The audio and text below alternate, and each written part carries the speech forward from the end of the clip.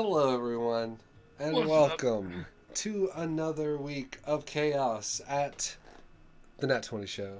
And welcome to tonight's game of Balance of the Cosmic Wheels. I am your Dungeon Master with the arms in the air, Case.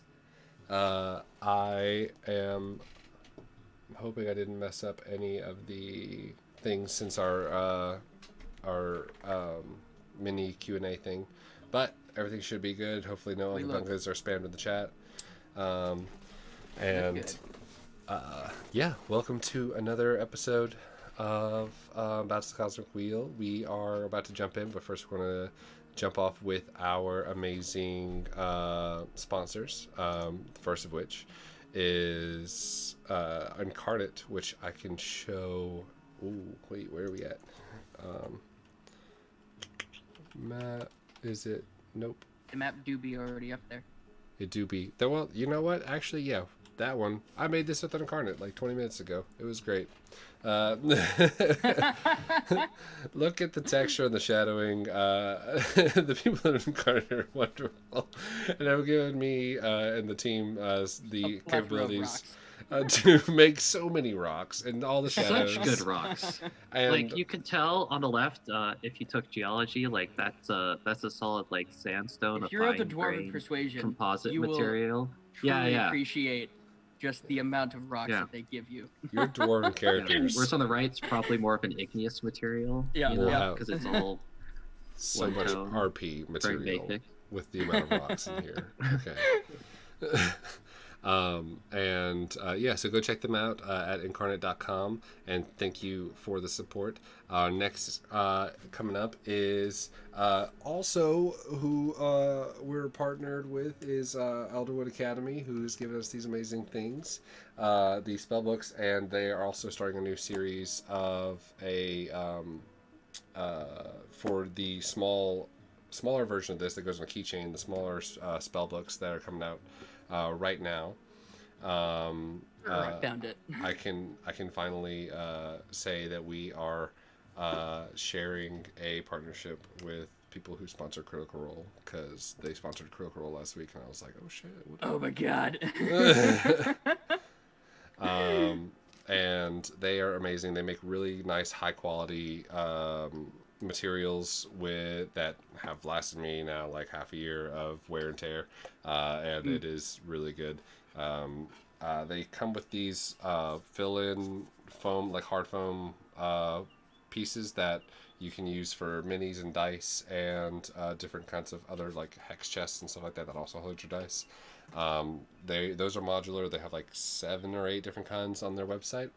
You can select the different wood, the type of metal, the coloration for like the foil and the leather, and it's all really nice. And I'm gonna be rolling in this. And even the inside of it, that little like top portion, you can make this a different color as well. Yeah, and I have my It's just straight beautiful. It really is. I love it so much, and we have a code with them. It is code NAT20 to get 10% off. It's kind of, you would think it would be the same number, but we're not cheap, and neither are they, because they make really good products, and we don't push the thing. I'm looking for a dry erase marker so I can show y'all, but I don't have one, and so now I'm going to be sad. Just use a Sharpie, it'll be fine. It's fine. And last but not least, for those of you who came in to explore the inner machinations of the mind of Kobe and Marlow on Friday, you will know that we are also partnered with Hero Forge, who has given us the opportunity to make some of our characters for this campaign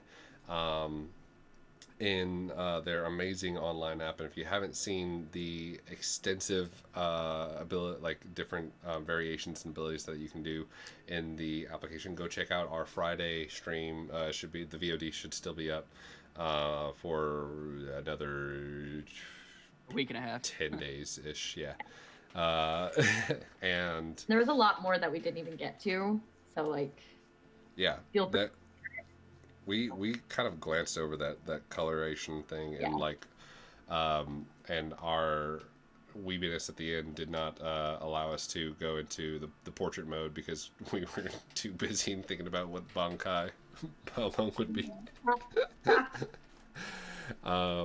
So go check those out at heroforge.com, and you can check it out. They have a mobile application or a mobile site that works really well with the program as well. So they're awesome. And correct me if I'm wrong, Case, but another Myth and Mini episode will be not this week, but the next week, correct? Next week, yes. To be announced who is going to be doing that one because schedules. Yes. But But keep yours open. yes, especially Friday night. Otherwise, either Val or Lancelot will take out kneecaps. Speaking of Lancelot, in our other game on Tuesdays, we have a Shadowrun game that we all like to do. Sorry. Oh, The computer says watch Shadowrun. Watch it. Tweet. the birds have flagged you for suspicious activity. The birds are always watching, and you can watch with them and work for the bourgeoisie as you watch us just kind of fumble into an old cave full of goblins, or the goblins have put us in because we don't want them to eat us. And so subterfuge, political drama, goblins, all of it. Robot squires. Robots, oh my fucking god. Other announcements, don't forget to check out the stream over at it's Idiotic Adventures, right? Yeah. Where Mel is on Thursday, where she'll be DMing. Yeah, things are getting spicy. Spicy. They might have caused some trouble. It's fine. The last bit of info, I think, don't forget to, if you haven't already, jump into our Discord. We will be going there after the game, as we have started to do recently, to get input on from everyone and jump in with players and play some games and vibe. So it's all good. You can check out the new channel points that we have going on. What else we got? YouTube. YouTube. We have BotCW officially. finally. Yeah. Thank you. So episode 1's up. Episode's 2 coming. Thank you to our VOD goblins and to our fellow VOD overlord, John down. I think he's below me. I don't know where. Shout out to He's Pampas below me, it's and fine. Augustin, No, he's down there And- somewhere. Rupar Art, and Tamzy. And I'm missing another Vodboblin. Dustin, Platypus, Cryogen. Cryogen. Thank y'all to the Vodboblins. And y'all are amazing. Yes, we love you. So if you haven't seen the first episodes and want to start catching up, those are going up. And episode 1 is officially up to see Yeah, the so weird introductions. yeah, thank you all. You've been doing great work. And keep it up because we got a lot to do. So, Motivational speech. yeah, there we go. We love it. That's your motivational speech for the day. Feel the appreciation and then keep going. Self-plug, if anyone is interested in workouts or custom nutrition programs, I just released D20 Fitness and Nutrition today, so you can go check that out at www.d20fn.com, and also you get to check out all the free resources to see all about fitness and nutrition and the inner machinations of the lies that you've been fed by the media about those things. So Was the pun intended? Lies you've been fed? no, the pun is never intended, Mel, unless I say it's intended. No, it's okay. Anyway, oh my god. And without further ado, let us jump in to this episode of BotCW. Last we left off, the crew was making their way out of Orencast on the route to chase down some presumed members of a cult of some kind to the god Bane.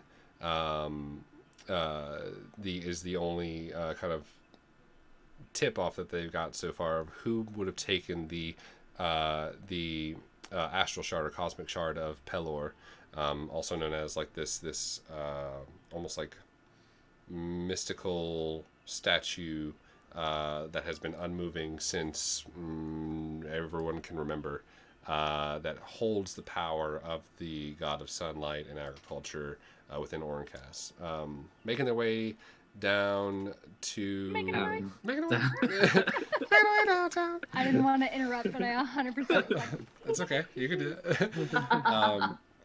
They have a 3-day journey over to Orlais, and they chose to do the shorter journey as they're making their way down to Aldenair, and in the middle of going through the Pine Valley, just east of Orncast, they were interrupted by a very random encounter. Thanks to some of our wonderful viewers.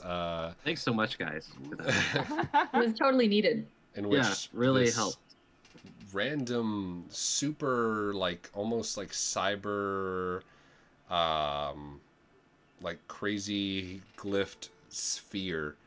I put it akin to like the black ball of death from Incredibles, the first Incredibles, kind of slammed down into the earth with these like 6 spinning spires. The cleric of the group able to decode something about the apparatus to see that there were some strange looking or non-native individuals on the inside, and after that there was a bit of tension, as there was a little back and forth between like wanting to go and wanting not to go, and a lot of things are up in the air. We finished off with everyone pulling in for the night and getting ready to go to bed, as we saw a ritual with Marlow and her patron Balmung. And also we saw a wonderful or we heard a wonderful serenade from Ezekiel that is not dusty anymore. If you or a loved one has been affected by mesothelioma, don't God. touch old. And a conversation with Val and Nova about some more personal effects.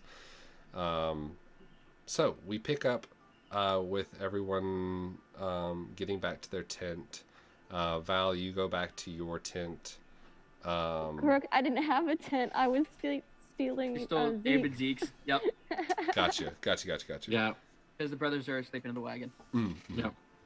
Wagon's enclosed Sleeping. enough to get in there, and close off everything to where the wind doesn't get to you too much. As everyone else is, Marlow, you make it back to the tents, and at this point you see that Abe and Zeke are making their way to the wagon to get ready for bed, and maybe Xyriel? Xyriel would be still posted up at that tree that she left him at, kind of just like playing with like, he looks like he's braiding something of some sort. And as he like turns and sees you walk up, he goes, "Oh," and he puts it away and he goes, "You're good. Everything's fine." Yeah. I've had a bit of time to think, and Xyriel, I just really want to apologize. I told you that I would go where you went, and when everything was happening out in the snow, I really don't know how, but I didn't remember that you were busy, and I forgot that you were sitting there. And Hey, it's so, okay. so sorry, and It's that's- fine. that's my fault, and Marlow, we got a lot going on right now, and you've got a lot on your mind. doesn't bother me in the slightest. But it bothers. I'm just glad that we're still here. And thank you for telling me that the stuff that I saw was probably unpleasant. I'm sorry I got so invested in trying to figure out what it was. No, don't apologize for that. I told you I'll follow. If you wanted to go there, Xyriel, we can go and we can follow it right now. Yeah, I mean, can you get I up into the just- sky like it did? I mean, can we follow it? Can you follow it? I sure can try, if that's what you want. I don't know. I think what we've got going on is probably more pressing if it already disappeared. Yeah, If we know. find it again, maybe, because I really do want. If they are in danger, if the people that are in there are in trouble, I want to help. So maybe if we run into it again, I would like that. But Okay. it's kind of already gone now. Yeah, I can just. Pray that they're still fine. Yeah, I just, in my mind, I kept thinking Shard and Xyriel wants to help the people in Orncast, and it got the better of me, and I'm sorry for my short-sightedness. I am. You never have to apologize to me. Do you want to see something cool? I sure, of course. Yeah. Xyriel is going to walk over to a clearer patch with maybe we're not like surrounded by trees right now, yeah. I can find a space that's about 10 feet wide. Yeah. You're in like a flat, like graveled area at the bottom of the mountain with trees like pretty like 100 feet away. This is still pre-rest, right? Yes. Cool. So in the distance. All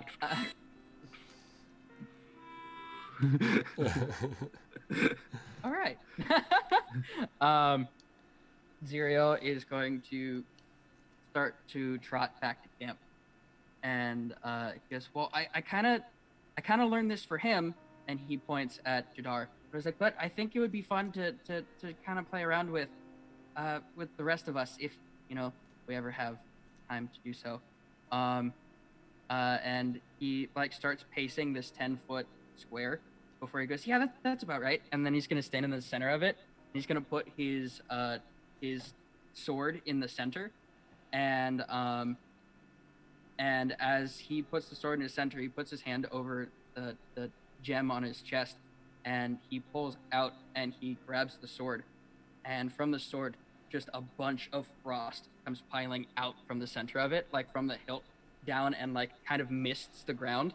And as it continues to pour, you see the mist starts to kind of coalesce and stack on top of itself before like condensing into a full snow fort. It's a little snow fort.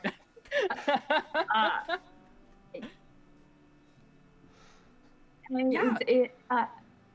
You just learned that? I mean, I kind of been working on it like a little bit, but I haven't really had the space or the time to really do it because we've been in town so much. But I can just make a little look. Now, what in tarnation do you think you've built there? And you see Xyriel, like his head kind of like meerkat over the 4-foot wall because he's been sitting doing this. And he goes, "Oh, just kind of building a fort. Do you want to come join?" I guess. I mean, is it safe? I mean, it's snow. Yeah, it's snow. So is it safe? I mean, I think so. It's snow. All right. That sounds nice. I'll come take a look here. And I sort of like, he gets up from the fire, right? And like kind of like pulls his clothes a little bit, like closer his jacket, like which is not warm enough. And heads on over to the fort and says, "Oh, yeah, it's quite a thing here." Careful, maybe take your fire away from. Just be a little careful. Yeah, no Do you problem. want to come in? Yeah, no, I'll come. And he like kind of like presses his hand against the side to like see how like sturdy it is. So you press your hand on the side, and it's actually pretty well packed. So I'll read the actual spell out. The spell creates a simple fort and packs snow. Snow fort springs from the ground in an unoccupied space within range and circles a 10-foot area with sloping walls 4 feet high. The fort provides half cover against ranged and melee attacks coming from outside the fort, and the walls have an AC of 12 and 30 hit points on each side. Okay, yeah. Yeah, so it's a pretty It's a meaty thick wall. Yeah. Cool. So we'll be like, oh yeah, no, that seems like kind of like goes like this a little bit just to like test it. I was like, oh yeah, that seems solid. All right, it's cold. He's like now shaking the snow off his hand. If you've ever like grabbed hand with bare snow and immediately regretted it. Yeah. And look, and Zero's gonna turn around and just have a handful of snowballs. He's come with it. He's got like half dozen snowballs in his arms, and you can see behind him that there are like another half dozen. Why is they all Xyriel have the a- cutest shit ever? They all have a very faint purple glow to them. Oh Like no. a very, very, like, it's almost like the snow has a different hue to it. Oh no, they're fucking magic snowballs. I haven't Best really kind. tried a snowball fight out with these yet. But we could if we want it. Probably not tonight, but we could do it in the morning. Maybe Yeah. we could wait. Maybe we It's could a- wake up to a snowball fight. It's a Elijah, bit I swear old to God, chilly if you have a out here. snowball fight without Val, I will murder you. Anyway, I was thinking about just sleeping in this tonight. It provides a little bit of cover from people showing up. If you guys want to, you can as well. Fucking sleep over. I don't mind please. company. It's a bit chilly out here. I'm like, Oh, I'm I gotta sorry. say. I'm kind of used to that. Yeah, you little ice dragon fuck. Val is sassy in her sleep. Val's not even here. This is just Melanie, who's like on 5 different pain medications, just vibing. Amazing. I mean, you don't have to, or you could put your tent in here. Maybe just provide a little. I don't mind. You Are can you- use mine if you want. Are you gonna be in here, Marlow? Probably. I don't mean any offense, Xyriel, but probably not. It's very close quarters. Okay, that's fine. You still staying with us, Marlow? For the time being? Why would I not? I don't know. Cool. Yeah. Good. Yeah. Nice. Subtle. Well, I am gonna stay in the fort. Give If to anyone Gav. wants- Just... That's unexpected. If anyone wants to stay with me, they can. I know it's maybe a little cramped and a little cold, but you can put your tent in here if you want, and I don't mind. I like the company. Well, I could talk to Val about it, but she was gonna be borrowing my tent for the night You while I hung out you in can the use wagon. mine if you want. Oh, you have a tent? Well, maybe you could offer. I don't know. I don't really need it that much. I'm gonna be hanging out in the wagon with Abe, probably. Okay. But if it turns out there's a free and available tent, after everyone's all said and done, I might take a kid down and whatever's available. Zeke, Jadar and I will be here. does a 21 hit? Who? Me? Zeke? Yeah. Yeah, it does. On like the top of your forehead and your horn, you feel this like little like of like a very tiny little pelt of snow, as you hear like a little chirp from behind Xyriel. It's like, and you see like the tail of Jadar is like and then like runs behind and like covers with the wing and looks. Black, now who dares assault it up? You take 4 points of damage. Great. All right. 3 of it is bludgeoning and 1 of it is cold. Wonderful. These snowballs. I meant it was just like a small little snowball. It I wasn't one of the thought big I ones. thought he was throwing one of the Mm-mm. snowballs I picked up. Never mind, No. you don't take the I damage. take was a just- step back. It was just like a snow marble almost. I thought it was one of the snowballs. I thought you had Jadar throw I like one of the did as painful well. snowballs. No, Never no, mind, no. you don't take any damage. Did roll a natural 20 though. So you do take. Oh god, So so you it do like actually it die. pegged me. I like oh. I shot. But Yeah. maybe not shoot our friends when they're trying to go to bed, Jadar. I've already scooped down. My hands are like shaking like from being cold, and I'm balling together like a snowball as best I can, having probably never held snow before. Just like You pick it Like, up, it just there's- melts because you're fire. it's like actively melting and like starting to turn to slush as I just like pile more snow together. And so I'm gonna try and just like get as much as I can into like a slushy sort of thing, and then just kind of like chuck it over. Marlo's just leaving. And I'm slowly like taking a step back. fair Moving enough. away. This means war. Xyriel will partake in the snowball fight. Cool. As soon as I throw, I'm like already backing up to seek cover, like outside the walls, like on the other side of the door frame of the snow fort. Like, I'll show you what this for. I'll hold on here. I go outside, just start trying to gather up more ammunition as fast as I can. You find gravel. There's snow around. It is a more like it's more melted around here because of the gravel. If you do take, we'll come back to this. Okay. As Seems good. Marlow goes off to, you're just going off to bed, or anything else you want to handle? Wait on the outskirts, and if they're just gonna keep, fooling around, I might just go to sleep quietly. Gotcha. Xyriel, does Xyriel throw off a snowball? Not one of the big ones, but Okay. How long does Yell's snowball? actually, you know fight? what? He doesn't know that they do damage because he's specified he's never thrown them before. Yes, he's going to throw one of the damage ones. Yay. Yeah, sorry. I make can't a- bet on that. I've make an never attack thrown roll. these before. Zeke is kind of pulled up behind like a small rock. It's like maybe Yeah. about like 2.5 feet tall, and like your shoulder, you're Yeah. like, I could duck down a little bit. Yeah, I imagine Abe is like basically like what are you guys doing? And Zeke will be like, we're at wars, Abe. Put together some snowballs. Let's pack the snow in. I Now, rolled see- 13 to hit. I last I checked, we don't start wars at 10 o'clock at night. We're like, don't worry about it. It's we gotta show them what for. We'll never earn their respect again. Now get some balls together. Can I just chuck one at Abe from behind?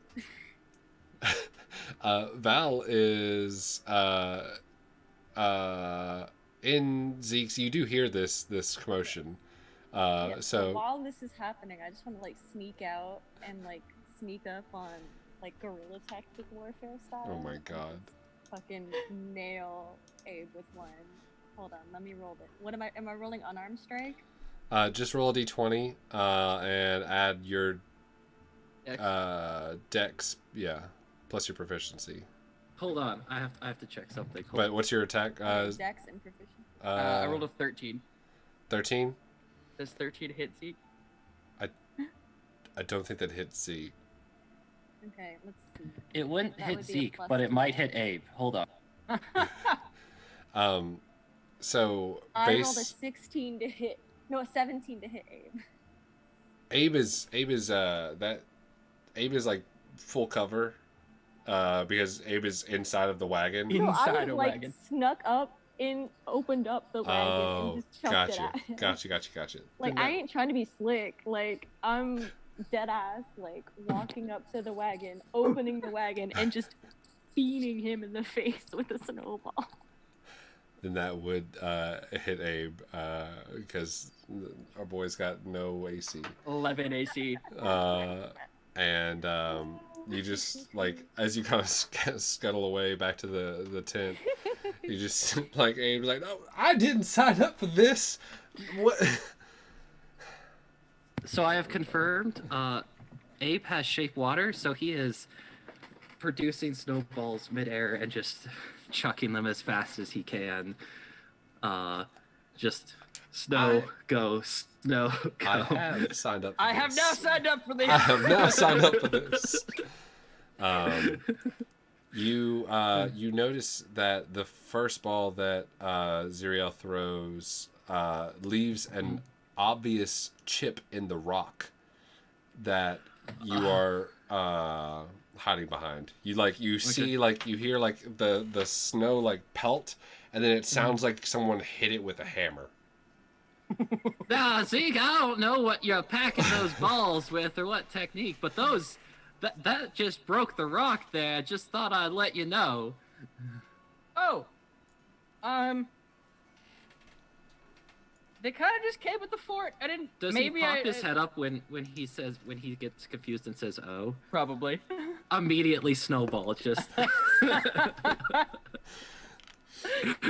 ahead and make an attack. I have There we 3/4 go. cover, so +5 to my AC. this is Mother was Dex. watching, very worried. Okay, is 17 Back good and enough? forth. No, God he's got an AC of. Cleric with a +5. Yeah. I'm not Um, counting my shield right now, so like 16 +5, so Oh my 21 God. AC. Yeah. Yeah. Okay, so just it pings off the fort. We'll say that for the purposes of this, over the next maybe 10 minutes, as y'all exhaust yourselves with a snowball fight, eventually there is you're getting to where like there's not enough like malleable snow around you to where you're having to like run off like 30-50 feet and then get like a couple snows. I think Snowballs. Zeke keeps trying to bait people out of cover with chatting, and Abe, like at first, long time to commit, then he got hyper competitive at some point about halfway through. I imagine Zeke looked towards throwing one at me, and I just stared.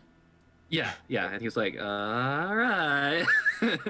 At some point, there was indeed probably instead of like a massive snowballs made by Abraham, he looked at you with all seriousness and handed you a giant one, and was like, "Finish this, Zeke." Oh, so I take the big one, which is like barely, like I can barely carry it, and I go up and I just like try and like run up to the fort and just like, I don't know, slam dunk it over onto wherever I think Xyriel is inside. Okay, fair enough. And as it progresses, and does Jadar Participate? partake? Yes, 100%. Okay, cool. 100%. Then there's one thing that you notice during the fight that Jadar is doing, kind of like to the walls, and Xyriel, you can explain.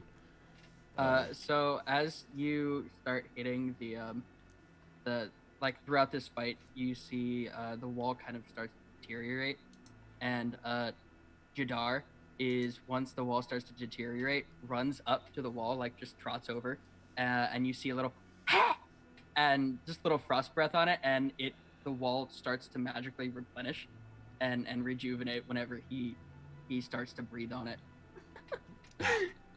I'm gonna need you to do that sound effect one more time. No. That I am very surprised that in this whole thing, there's a singular spell that is very helpful for this. Snillix, it's like a Xanthar's like Snillix Snowball Swarm. Snowball Swarm? Yup. Yeah. I feel like that's going to be taken later just for that. If I could figure it out. I don't think that's I think it's an arcade one, so I can't take it. And in the meanwhile, I did fix the chat box. Okay, there we go.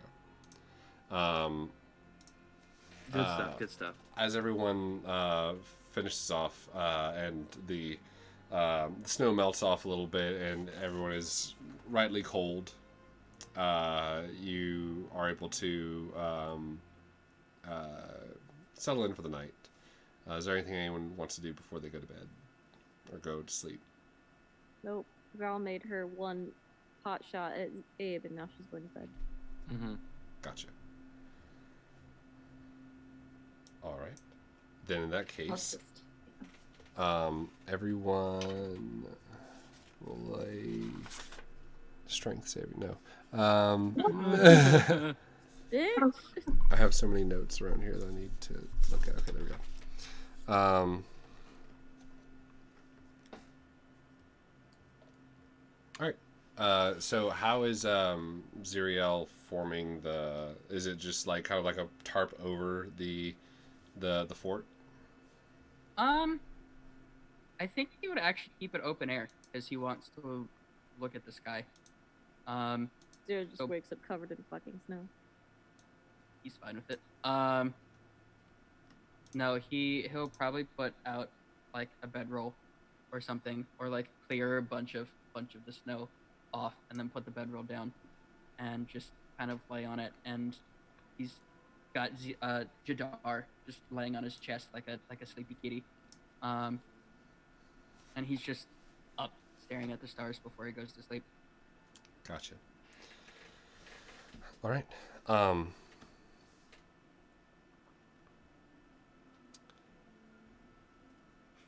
For everyone,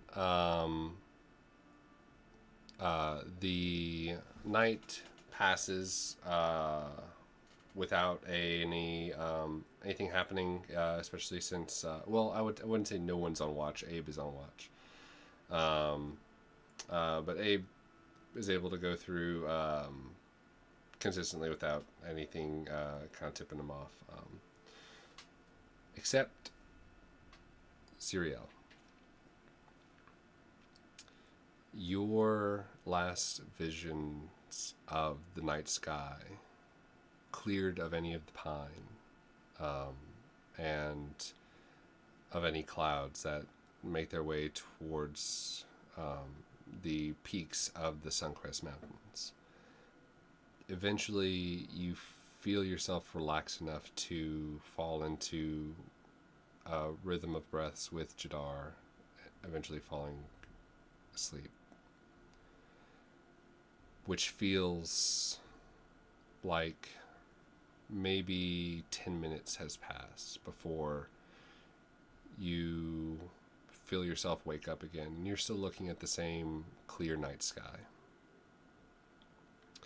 But the weight of Jadar's lifted it off from you.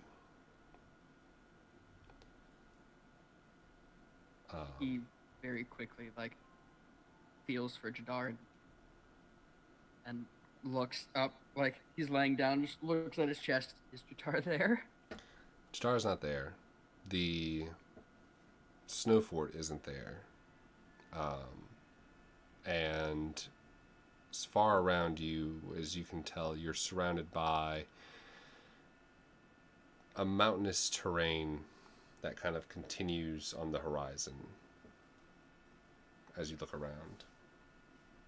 That's just kind of echoing just a very small hint of sunset or sunrise, you're not sure. And it's quite dim and almost just barely coloring kind of the edges of the horizon. But right above you, maybe a little off of center, is a very bright purple moon.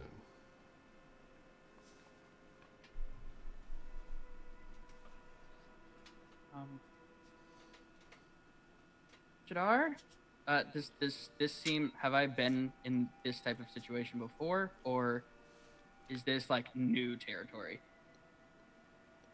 Once before, probably.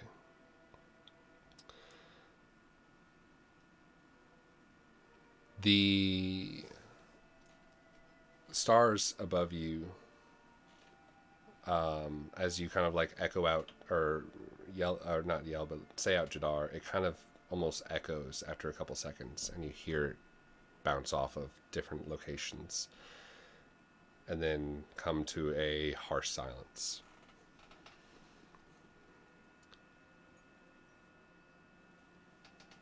in the twilight of the skies, you notice that several of the stars, and there's tons and tons of stars out, and it is very, very like constantly almost bright with like how many kind of speckle the sky. There are two spaces that kind of push the stars apart, opening up a void that almost kind of blinks once.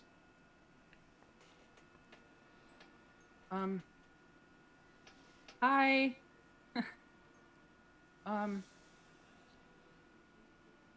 you there? Char? You there?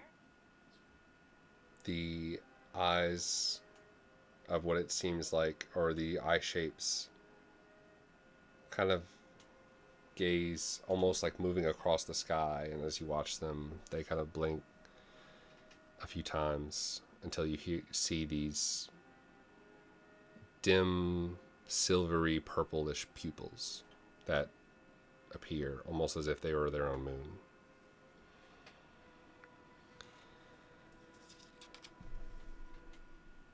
You definitely are Kaya's shadow, aren't you?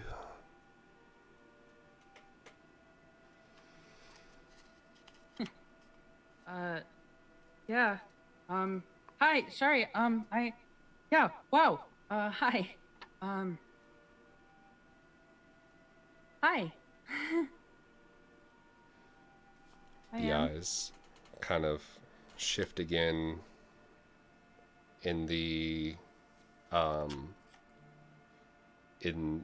sky, and kind of almost come down almost below the horizon, but they continue below the horizon, blocking the mountain range in the background, changing almost a shift of point of view, as if the huge eyes that were once in the sky are now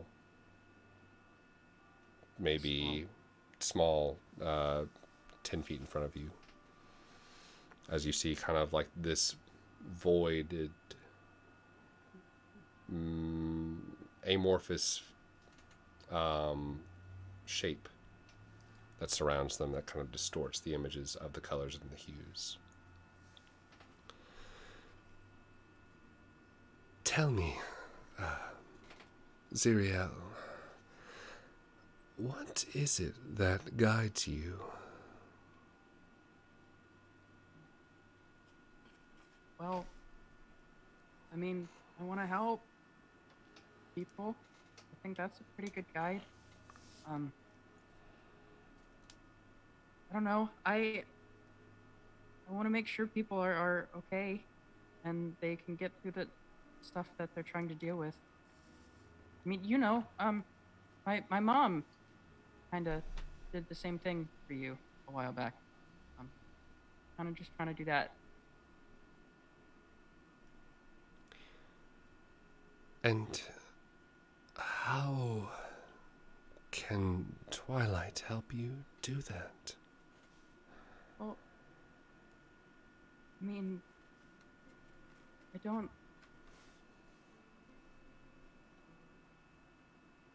don't think Twilight needs to be as bad as people think that it can be. I don't think you get a worse name for yourself than I think. I think it helping people through those dark times are what we can actually kind of strive to do rather than just cause them. I don't know. And what say you about these dark times? Do you consider them dark, all these atrocities? I mean, I think they're a part of life. I think that everyone's got to go through their own hard times, and how you come out of it is what we strive to perfect. I think we want to make sure people come out better, not worse. Or at least I know I do, and I know my family did, and that's kind of why we decided to live in the dark rather than help outside of it. I don't know. Speaking of my family, do you know where they are? Do you know where my mom is? I mean, I don't know if like you keep tabs on that kind of stuff, but she was pretty devout. I think she would be worth keeping tabs on. Do you know where she could be? The eyes kind of almost raise back up towards the and like almost mend with the sky again, and kind of circle around and come back towards the other side, almost as if it's kind of or shifting over to the side, as you kind of hear this sound around you, the voice emanating almost without a direction.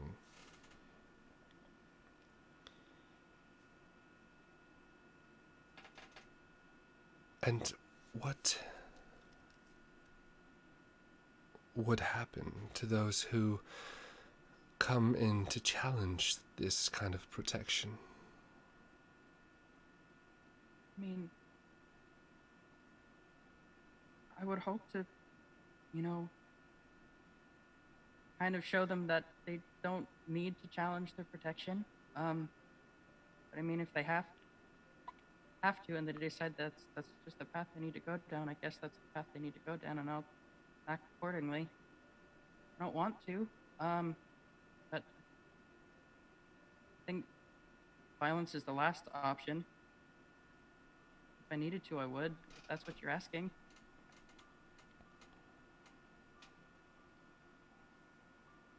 That doesn't really answer my question, though. I know, I'm sorry. I'm worried. A kind of light wind almost kind of whips in from the side as you hear the voice kind of come along with it.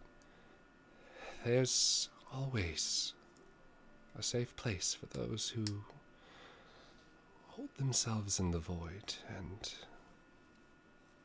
the same goes for your loved ones.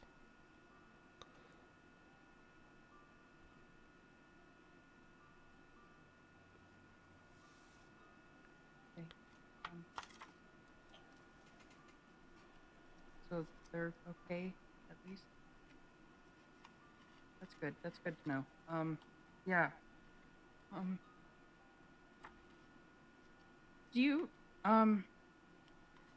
know what's going on with these I know I have a lot of questions. I'm sorry. You came to me. I didn't come to there's just so much going on right now. And I could really use a lot of help. You feel these cold but gentle resting of like a weight or a hand on your shoulders from behind you. There is always a place in the empty. Always a path for the lost.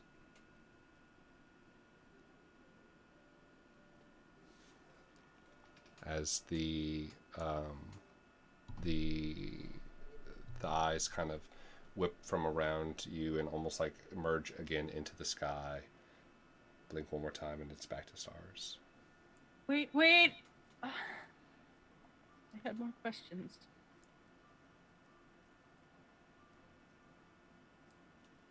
And as that blink happens, that's when you feel the weight of Jadar, and you kind of like push him up as you say, wait.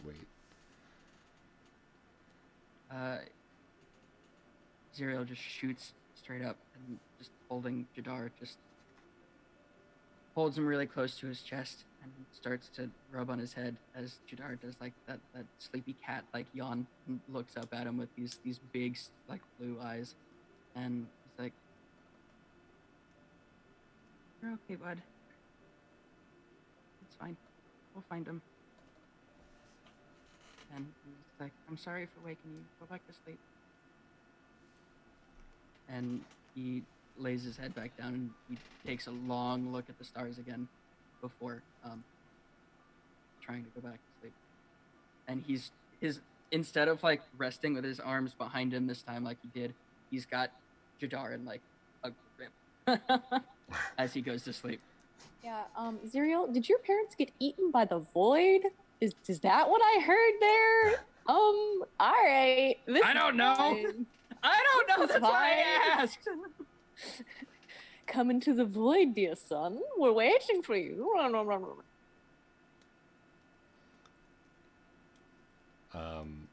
Jadar makes like 3 or 4 or 5 or 6 circles, like uncomfortable circles that just like constantly like, and then finally like, and then again, and then finally like settles in. And eventually you find rest again. Still the night sky having that same twilight that was there before. As sleep takes you and the rest of the party, everyone eventually wakes up in the cold, misty dew of the base of the Suncrest Mountains just east of Orncast. It is probably, I don't know when everyone is going to be waking up. Is anyone waking up early for anything? I mean, Xyriel just wakes up early. I just wake up early. Naturally. I'm about to say, Yeah, Val is also an early trend. riser. What is this? Okay, cool. So, All right, Zeke isn't. we'll go in order from where my camera is up top. So I need to fix those cameras too, by the way, because everyone's a little off center. But Nova, A little bit. describe what you are doing, please. Yeah.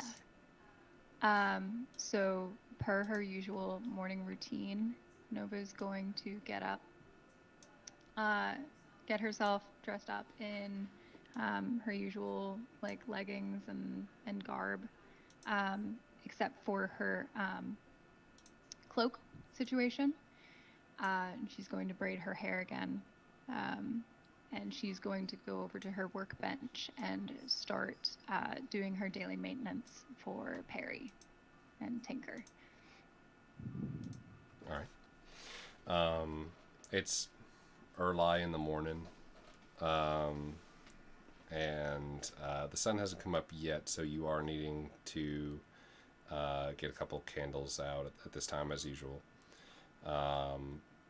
The first thing, whenever you light those candles that you didn't notice yesterday, or maybe... Can I have done something in the middle of the night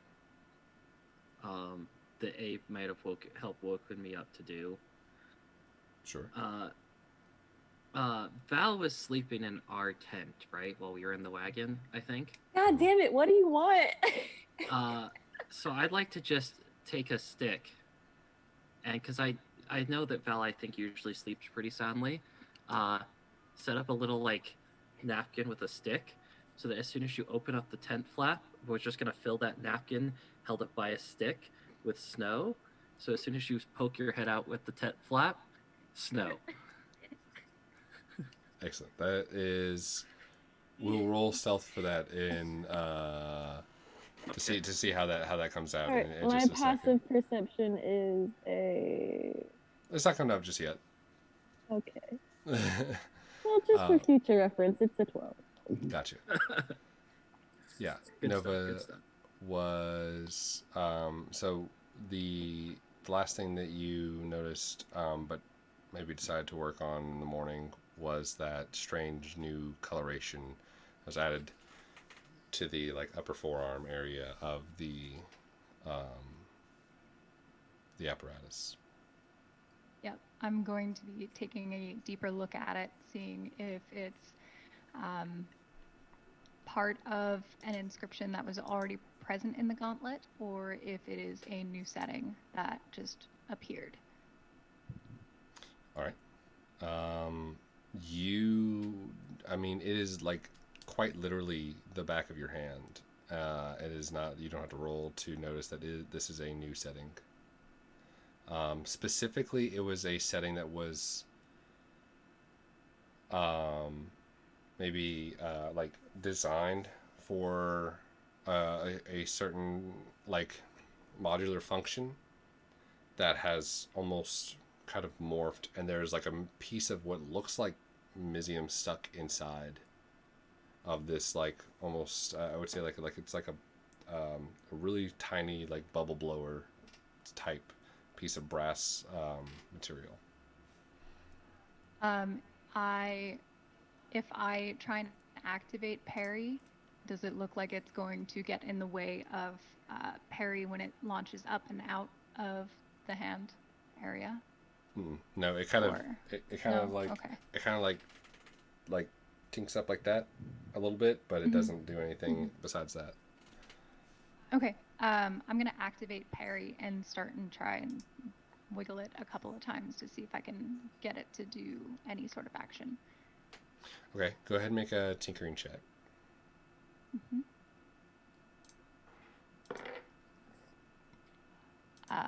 15. Do I add anything to that? Add your intelligence plus your proficiency. Oh, so 15 plus 5 plus proficiency, which is a 2, I think. Yeah, it's a 2. Yeah. Okay. So 22. 22. You fiddle with it for a solid 30 minutes and are pretty assured that like you try to like channel energy into it, and you are able, like your normal activation of it doesn't do anything, your channeling of like your different energy through it doesn't do anything, focusing on it, trying into a tune, it doesn't seem to have any grasp of it. You're not sure off the top of the head like anything else that you could do to affect it. You try to like force it down, and it has resistance, but it gives a little bit to be pushed down, but then it sticks back up. Okay. My last thing that I'm going to kind of work on with that then is I'm going to cast and identify on it and do a little ritual. Okay. After about 10 minutes of tinkering with it, and are you setting down the kind of like cartographer type display, as it starts to outline various glyphs almost in this holographic form, it starts to define it in colors, and you notice that the identify spell tells you that this thing's purpose is to identify a plane of existence. Okay, cool. I'm going to write that down in my book, and also start adding to each of the individual pages components of that new feature. Okay, cool. Currently it is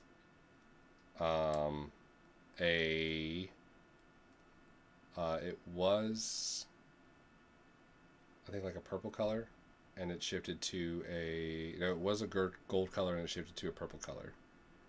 So it's still a purple color. Okay. Thank you. Yeah. Is there anything else you wanted to do? Other than that, I'm going to probably play around with the soil samples that I have, but not run any official experiments yet. Just look into it a little bit more closely. All right, sounds good. Next up was, I think, early to rise was probably just waking up to the racket of the ratchets next door was Val. So we'll say give me a performance check, Z, for this Sure thing. the situation, or I just became good at that. yeah.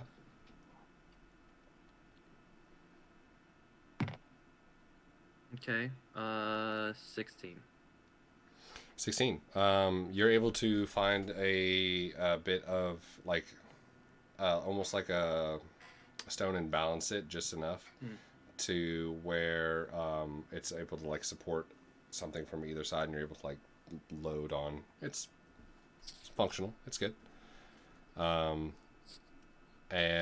Val, when you arise in the morning, the door, you kind of wake up to a draft in the tent. Yeah, so I wake up and my immediate first thought is that I really want to be able to message Zozen back, but then I get a little frustrated because I realize I don't do magic like that. And so I'm just like, well, fuck me. And then I just kind of like mentally just like send out like a mental fuck you to Zozen for being so good at magic and me not being good at magic. And so she's gonna put on her armor and then and she's just gonna kind of look at the door and she's like, huh, I'm gonna need to tell the boys to fix their damn tent because it's broken. or in the next town have them buy a new one because this one is faulty. And then I'm gonna go out. All right. You get a head full of snow. It goes into your armor and down your back, and there's no one around right now. Well, I say that it's probably around the same time as everybody else. But we'll jump over to Marlow. Don't worry, your Marlow? comeuppance is coming. Marlow would be up like as the sun rises. I don't know if that's so she would be outside. Like, as the sun rises. She'd probably be meditating and just waiting for Xyriel to get up because she knows he wakes up early. So she'd sit there with her sword in her hands on her sword and just leaning on her sword and just breathing until he decides to show. Gotcha. Abe probably joins you quietly and reads over of the fire, just because to keep the fire going early in the morning.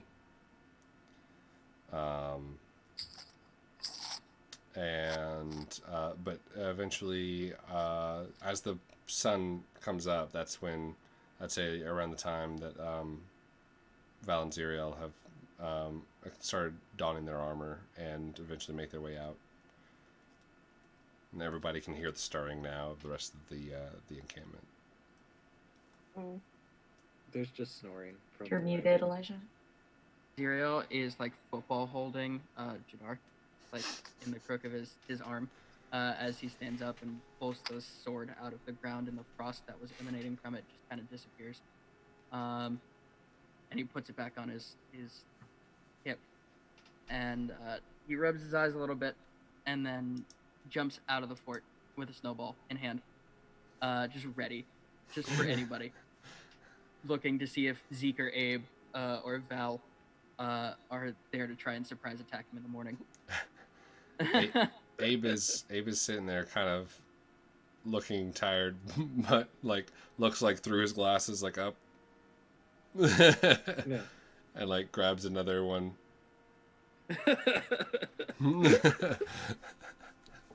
Slowly puts it down. Throws in the fire. Ah, shit. Like puts the fire back up. Morning. How's everyone doing? You sleep well? He just says out loud. Well, and you? Oh, hi. And he turns around to see Marlow. Yeah, just sitting outside my tent. Oh, okay. It was little bright out with the stars tonight, so it kind of got a little more difficult to sleep. You all right? Did you get enough rest? Yeah, I'm good. Jadar and me, we're fine. Jadar and I, me. I don't remember which one it is. Does the stars being brighter than usual mean more magical effects are happening, like before the city burnt, or is it just? No, a I clear don't think night? so. I think it was Okay. just a clear night. Okay, And all I decided right. to sleep outside of the tent. That makes sense. He says, having like been the very last to gotten up, like still snoring as some of the people were already awake, and like kind of poking his head like out the back of the wagon, like kind of like going like, oh my god, it's still cold out here. Yeah. Doesn't it Can't feel help but awesome? notice. Well, it wakes you up real quick, I'll tell you that. Yeah, wide awake. Ugh. Nova also walks out of her tent, having heard everybody up and about. Morning, Nova. Morning. How'd you sleep, Xyriel? Okay. What about you? Pretty good, actually. Yeah, I slept pretty well. Warm. It's a little cold out now, but yeah, all in all, Glad to hear pretty it. good. Ready to get on the road, actually. Gotta eat breakfast. What's for breakfast? Is We anybody do. cooking? If we're trying to catch some people, we could probably maybe cook on the like try and do something quick and then eat on the go. I have an idea. One sec, guys. And Xyriel's gonna go sit on the back of the wagon. And for 10 minutes, if you guys want to do something while he's doing this in 10 minutes, but he's gonna cast Tensor's floating disc. We can just put a fire right here and have it trail behind the wagon. Pretty smart, actually. While you're ritual casting, you do see behind the wagon is Val loading snow onto her shield, trying to do it very sneakily. You want more snow? Yes, give it. You can have my fort. Yo, whatever you got, fam, I'm down. This is a full-on tactical assault. But you can start shoveling snow off my fort. I'm gonna keep casting this.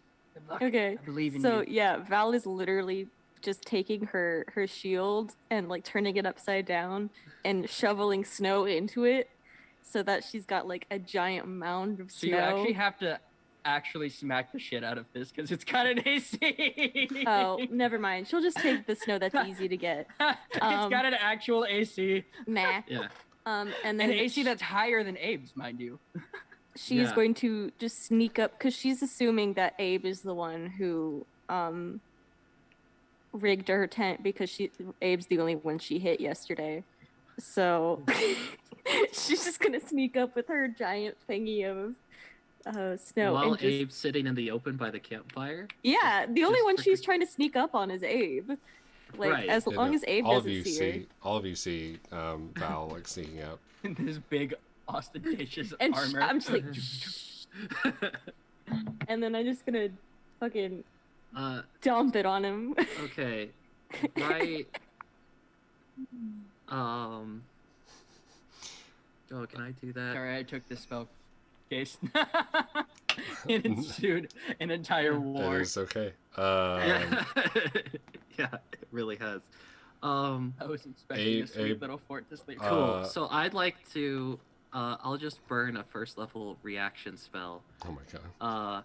To give Abe absorb elements, so he will be resistant to the cold, and then also like have it to like reflect back with a d6 of cold, as well. Jesus, I'm not trying to attack him with He damage. It only is if he attacks back. It won't actually do anything immediately. Okay.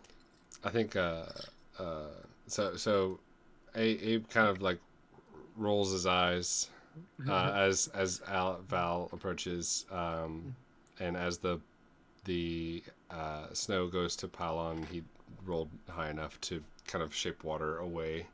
Oh man! So Damn it! just kind of looks up through the glasses. Morning.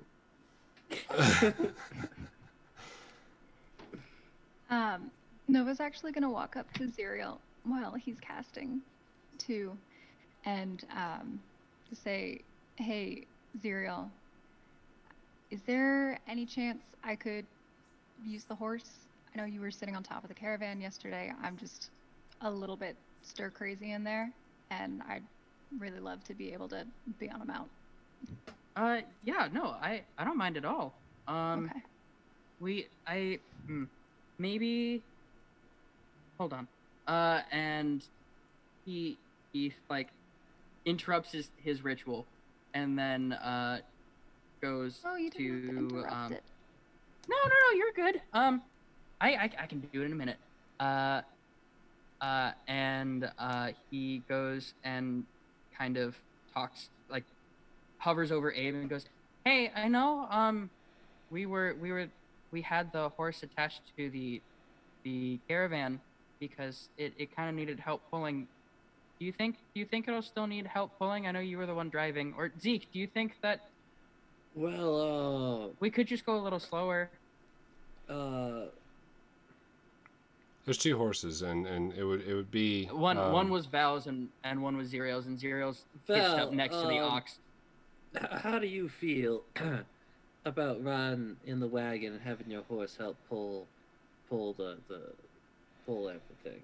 If it's gonna slow stuff, don't worry about it. It's I'm okay. not opposed. If Xyriel's horse is already attached to the wagon to save effort, Nova, you could ride my horse. Well, he's not attached right now because we don't keep him attached to the wagon at night. That would be Oh, well then, fuck it. very I don't bad. know. I don't care. My horse can help with the wagon. That's fine. Yeah. Yeah, then here. And Xyriel just grabs the reins and passes it to you. Okay. Just let me know if you need help putting those on the horse. Oh, I don't know. no. Have you ever? Yes, I've ridden many a horse, but thank Okay. you. I appreciate it. Gotcha. I'm gonna get back to my disc, so we can eat and move at the Great. same time. Excellent. And he's gonna sit back at the wagon, and I forgot to mention because he probably forgot about it. I forgot about it.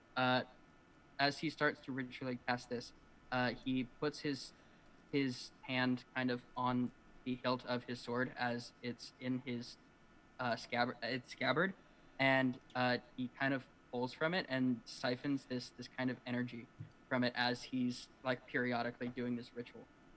And what it does is it cuts the time in half for ritual spells. So he does it Neat. in 5 minutes instead of 10. While Xyriel is making this disc, can I Zeke will sort of go over to him while Abe's like watching the fire, and like they'll have like a short little side discussion where they talk about how best to transfer a fire onto a floating disc, because that will be Abe's job, is to like move the fire and like get it and like keep an eye on it. And Zeke will go and start getting through like their different food supplies. I'll be like, Xyriel, what do you think might be good to eat? Like, I can make some nice hard biscuits. That You should can make that on a fire? yeah. You take is there like a cast iron pot, like a heavy iron like skillet or pot or something like that? As if anyone has an explorer's kit. Oh, I might actually have. Or cook's utensils. I have a dungeoneer's kit. I do have an explorer's kit. You have an explorer's kit, then you would have you have like cooking utensils. The mess kit Cool. inside the explorer's kit. Well, I got it. You take a pan and you put a lot of butter, something, greasy in it, and then you just spread that around a bit, put that over the fire, then you just get some dough going, drop them on in, and it's they're a little fried, a little bit more like a crispy on the outside, but they're about good, I think. And If you want to sit on the back of the wagon with me, you Crabs, can. tortillas. Yes. yeah, Biscuits. it's somewhere between it's somewhere between a donut and like a tortilla, but it Well, could also be a biscuit. I'm assuming that's like further down the line, but when they actually start cooking, Xyriel will help him. Gotcha. Because he's got a pretty high survival. I'm assuming that Oh, will good. come in handy. Yep. All right. Good. I'm breaking down my tent and Xyriel's tent, and getting everything ready, kind of just staying on the outskirts. And when I'm done with that, I'm gonna start gearing back up, finding my eagle's glove, my bracers, and when I'm putting them back on, I'm gonna notice that there's something I hadn't noticed on my arm before, and I'm gonna quickly try and cover those up, my bracers, and then head back over to camp, the rest of them, and put stuff in the wagon. All right. Excellent. Thank you for breaking my tent down. I'm sorry. No, it's fine. You're doing things that are very important, so just here to help. Of the utmost importance, one might say. Are there any beans? Are there any beans in this supply? Are there any beans? There are lots of fresh vegetables that seem to last longer. So like there's a lot things of like Zeke doesn't know what to do with. root vegetables and other things like that for vegetables. And then there's a lot of like dried cured meats. Okay. I can cook if you want. Just keep the fire Well, going. if they got any flour or beans, I think I'm pretty well set. But otherwise, with like he holds up just some random vegetable he's like hasn't seen before. But I frankly don't know what this is. It could be just about anything. He like sniffs it. It doesn't really smell like much. Figure it out. That's half the fun of cooking. The other half is eating the good. Y'all have like a Pokemon sword and shield like bag full of like berries of like these weird variety of like strange fruits. As everyone, the ox is loaded, the horse is loaded, tents are broken down.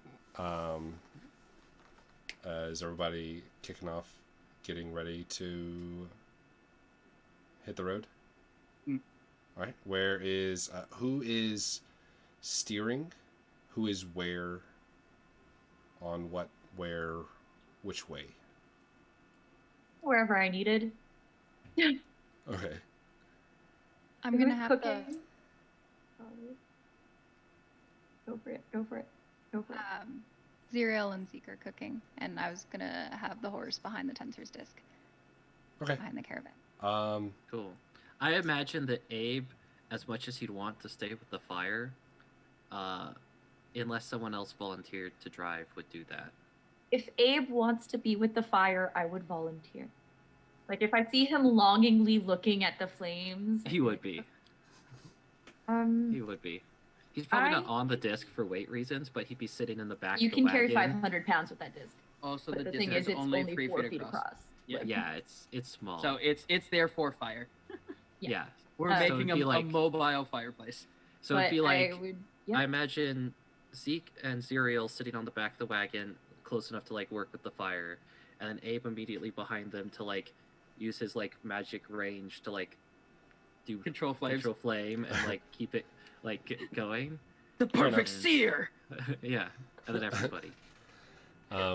Nova's kind of cat a corner from the as much as she can be because the smoke is following behind a little bit. And Marlow is at the front of the driving. Okay, cool. Yup. Val is in the caravan, yeah? Or is Val up front? If there's room in the... She can sit up front with Marlow. Why not? If Marlow isn't giving her a stink eye or anything, she'd be more than happy to sit with Marlow. Okay. Sounds good. All right. If Marlow... She's going to vibe check. Like, if Marlow seems like she's giving off happy vibes, then Val will sit. Giving off awkward Marlow. You're all an insight if you want.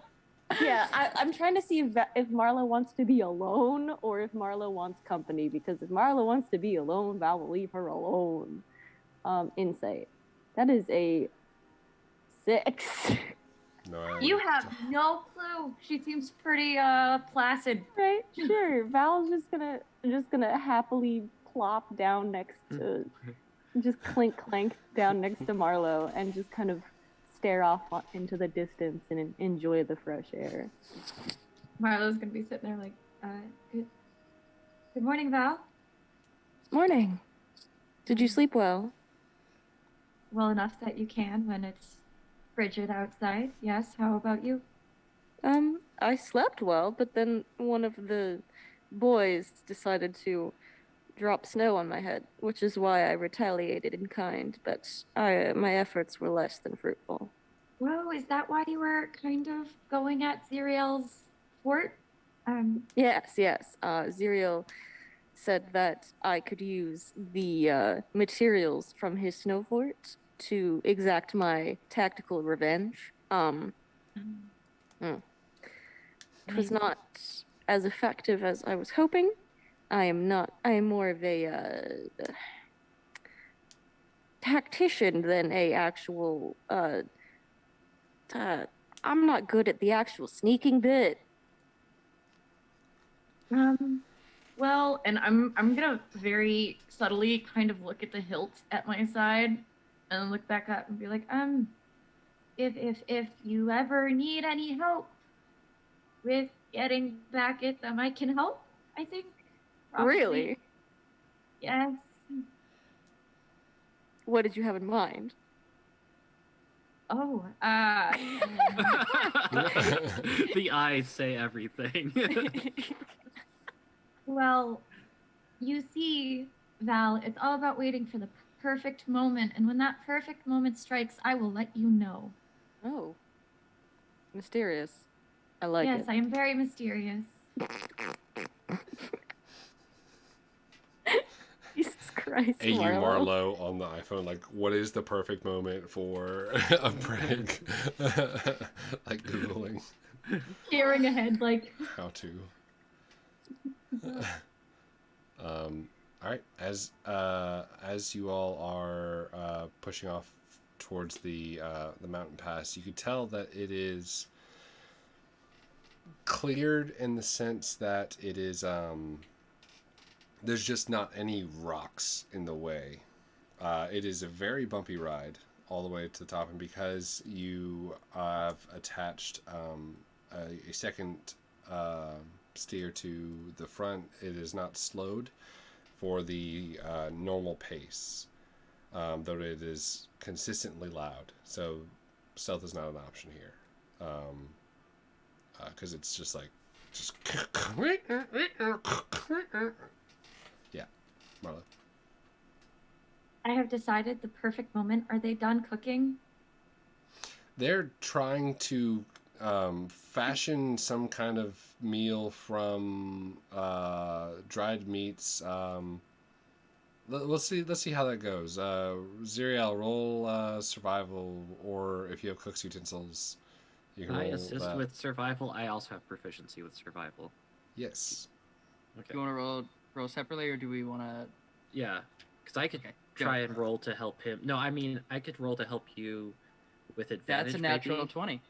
Ah. So 27. Oh shit. Uh, Okay. Well, I don't even know if breakfast- I need to roll at this point. Breakfast see. is a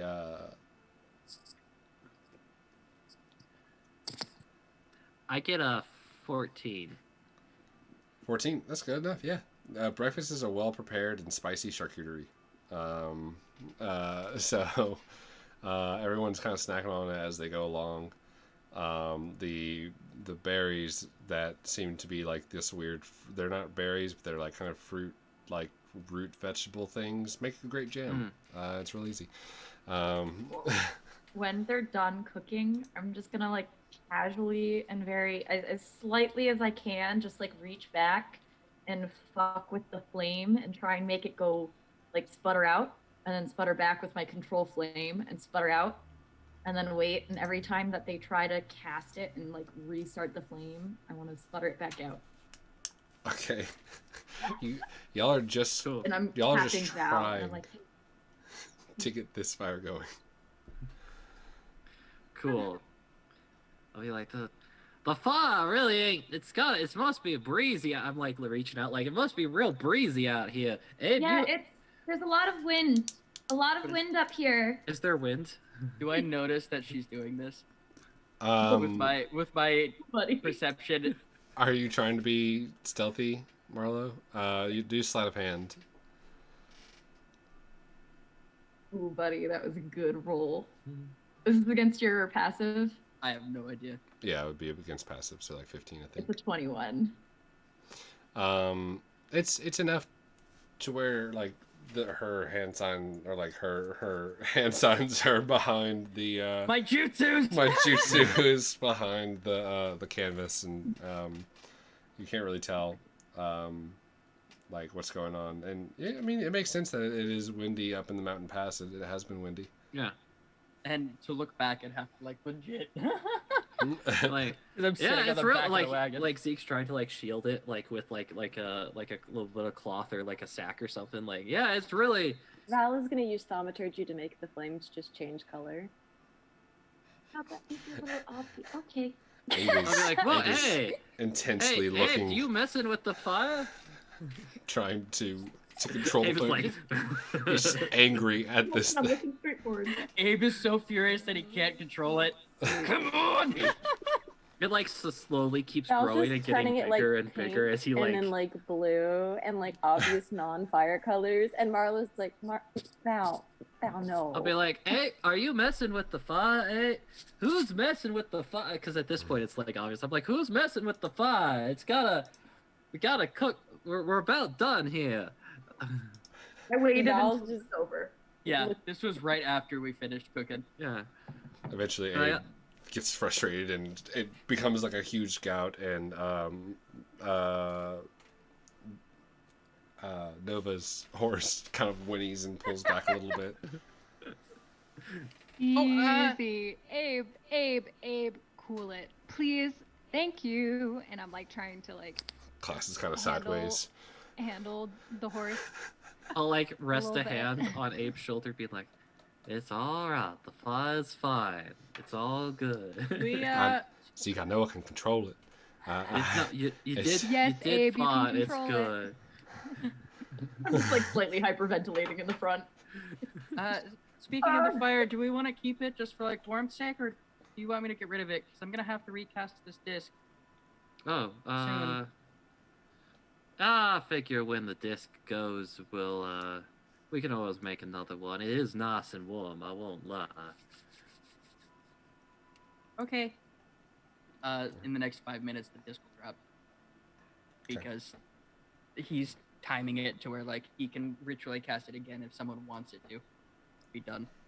All right. Fair enough. That's easy enough, and it'll be y'all have to stop for 5 minutes at the next like flat area. So you go about like 10 minutes at a time without anything going on. It is leaving a large trail of black smoke that kind of plumbs up behind you like a train.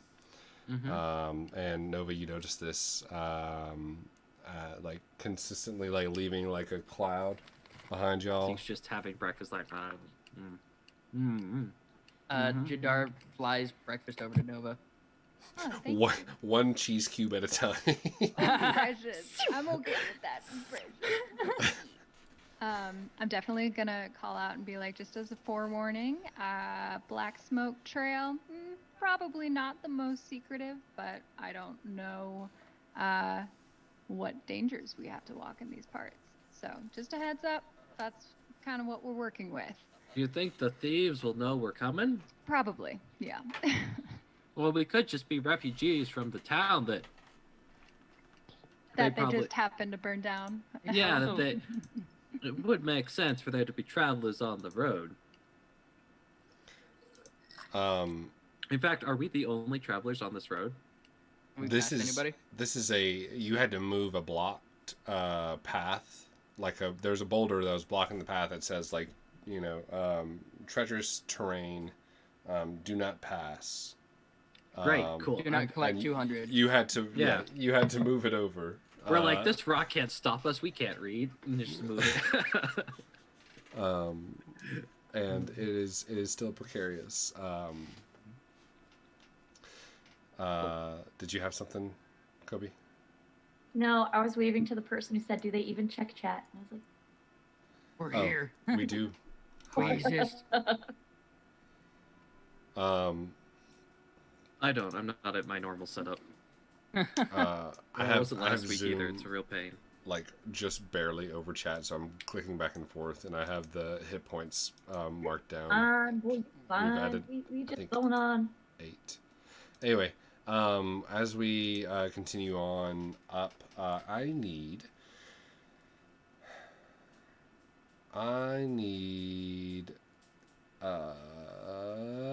John, roll me a d20. Oh no.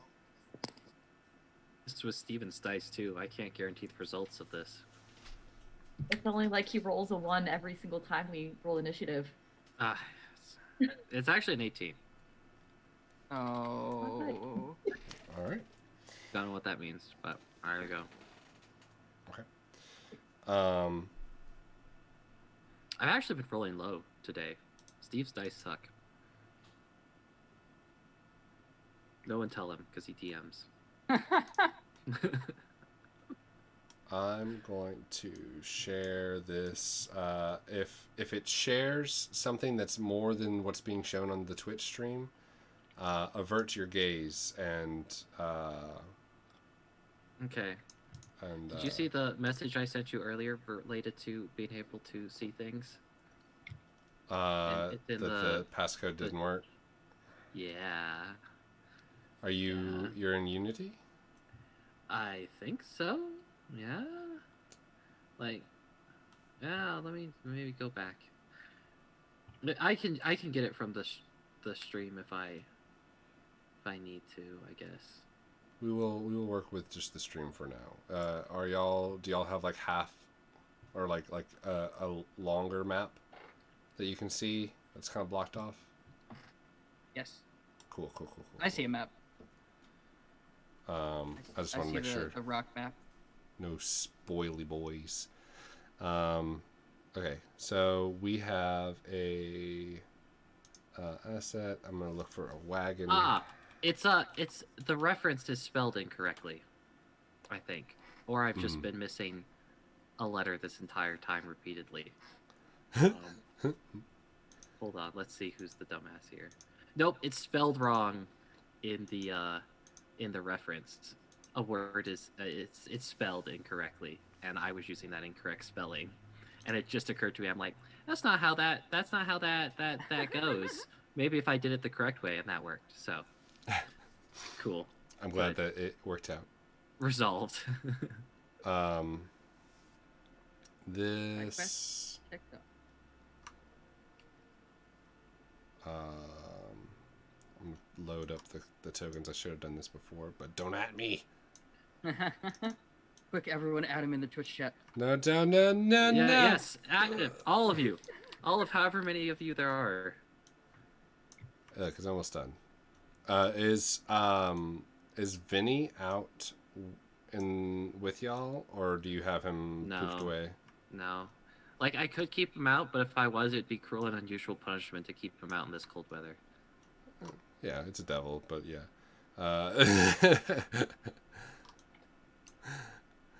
Like, he'd be fine, but also... Oh, no, I was, my brain was just like, yeah, cruel and unusual punishment for the devil. I was like, yeah, that makes sense. So the, as you're making your way up the slope, there are a few more bumpy areas, and you do come across a situation where there seems to be like a rock slide that has cut you off from the path proceeding. There's like 3 very large rocks that are in the way. It's not referring to the map right now, but it seems like from the best of what you can tell, you needed to move like a big rock or 2, like another one, and then like a medium-sized one. It just seems like it's like a larger. So to be clear, we're traveling up on this current map, and there are rocks in our way. Yeah, this map, the map that's up right now, is not pertaining to this particular case. But there, before y'all get to technically what is this map, there is a spot where there are rocks that have blocked off the path, and yeah, you see like a boulder about the size of that's about like 4 foot in diameter, and then there's another one that's about 10 foot in diameter, and there's one kind of like catty-corner behind it that's about like 12, 15 feet tall. So it's more of like a huge rock that seems to have like recently, in the past couple of maybe weeks, months, kind of fallen over. So can I check and confirm that these rocks definitely fell from like up above? Like there's like I'd basically be looking to see if there's like any broken bits where they fell from, and also if there are any like basically damage on the side of the hill above that would show something rolled or tumbled. Yeah, go ahead and make a nature or survival check. Which one would I be able to actually do? Now that everything's stopped too, I'm gonna get off my horse and I'm gonna tie it up to the caravan and walk up towards the rocks and start looking at them more closely to see if there's other additional rocks up on the hill that may be leaning up against these rocks as well. Okay, to see if like if you move them, will more fall? Correct. Yeah. Make a survival check. Now things are going better. That is a 23. 23. On a survival check to see if the rocks. I'm just keeping watch. Okay. Got a 10. Make a perception check. A 10.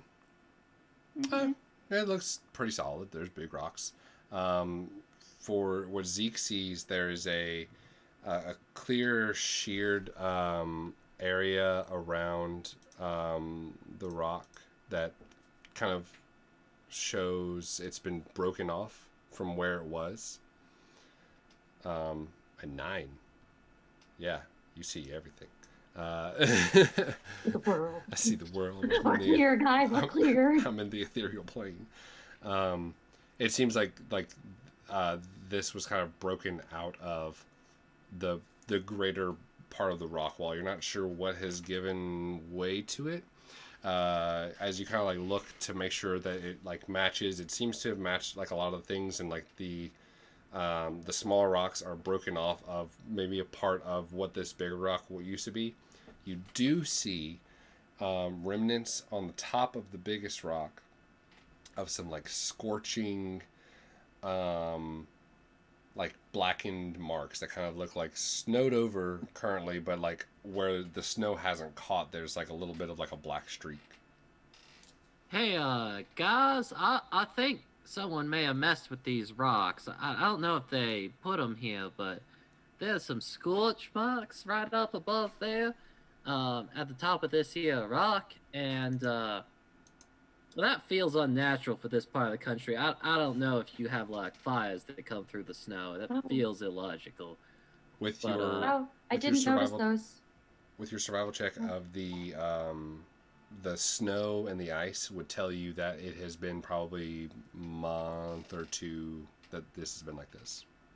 But they've been resting here, I'd say, I don't know, a month or two based on how much snow and ice is on them. So if something did knock them down into the path here, no one's been foolish enough to try and get on through since that occurred. How close are we to the area where the giants live, Case? Now you've gotten a little bit further north. The giants live, the stone giants live right at the kind of peninsula area of the Suncrest Mountains, and you're probably 20 miles north of them, of like Okay. the edge of Cool, their. cool. So probably not them. Great. Awesome. During my Orencast stay, did I hear any rumors about any larger beasts or unexpected beasts that have been floating around? Would Nova have been the type of person to have talked with Only my chatty barista friend. the chatty barista friend? At the- yeah. Okay. Let me see.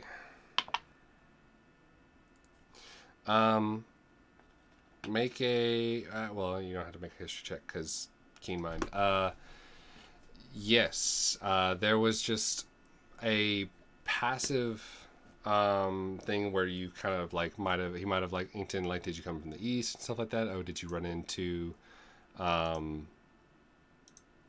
Shorvera and asked like, oh, did she tell you about the crazy things that are up there? And he's heard through the grapevine of these larger creatures that are around there that like to live in mountainous areas.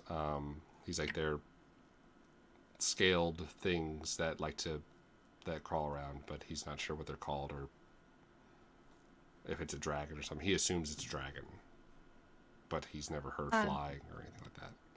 Okay. I relay that there was some talk in Orincast about possibly dragons or relatively large scaled lizard-like creatures that live up in these areas. But Xyriel kind of I can't confirm. fall out the back of the idea. wagon at the mention of dragons. He goes, dragons? What? Where? It's unconfirmed, Xyriel. Yeah. Oh. Unconfirmed. Just a rumor, but Okay. I'm gonna I don't know, hop that's off the probably wagon. the best I've got. Well, before we,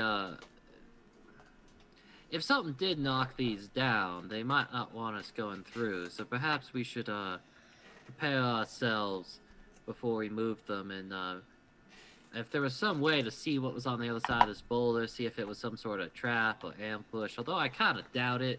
This seems more like a head on back the way you came more than an Do you ambush. think you could I'm gonna really- just take a deep breath and summon my eagle. So I'm gonna sit there and I'm gonna be like, I'm pretty sure you have your. You know what? That's fine. And I'm gonna sit there and I'm just gonna give a little kiss I do. to my glove. Right. And because I can summon this as an action with the eagle reign, rather than waiting the full hour and without complaints, I'm just gonna give a little kiss and then hold up my arm and be like, okay, please. All right. Xyriel, are you looking out at this area now, or Probably. okay? Now, at the mention of dragons, he goes, wait, what?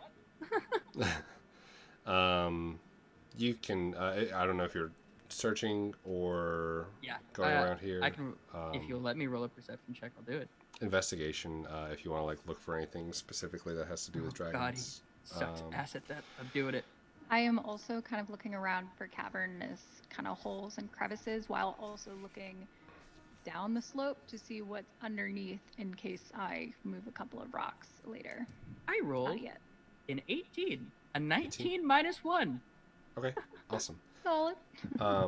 Marlow, as part of the attunement for this, what is the name that you addressed to this creature? I don't think I have to address the name to summon it. I don't have a name. You don't until now. Until right now. Until right now.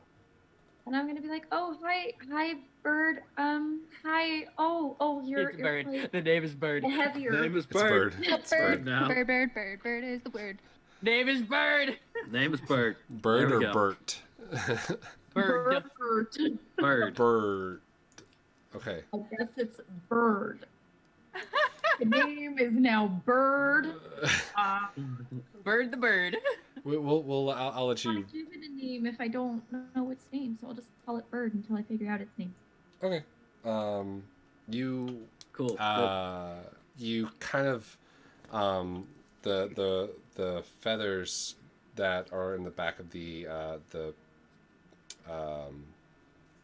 glove or it's just a glove.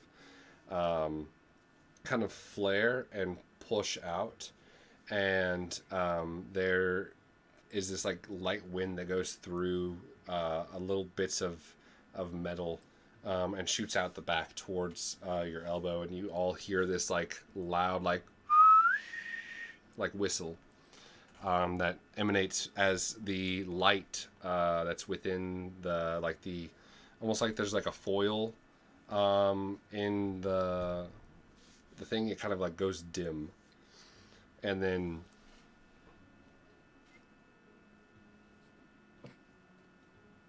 Everyone's just kind of waiting expectantly.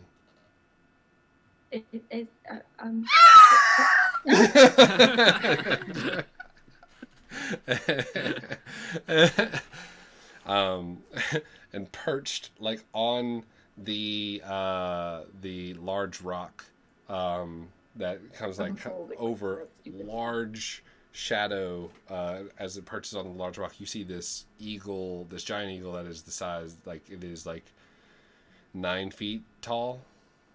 Okay, I think I accidentally summoned the large one instead of the normal one. Oh, you summoned the normal one or the large one?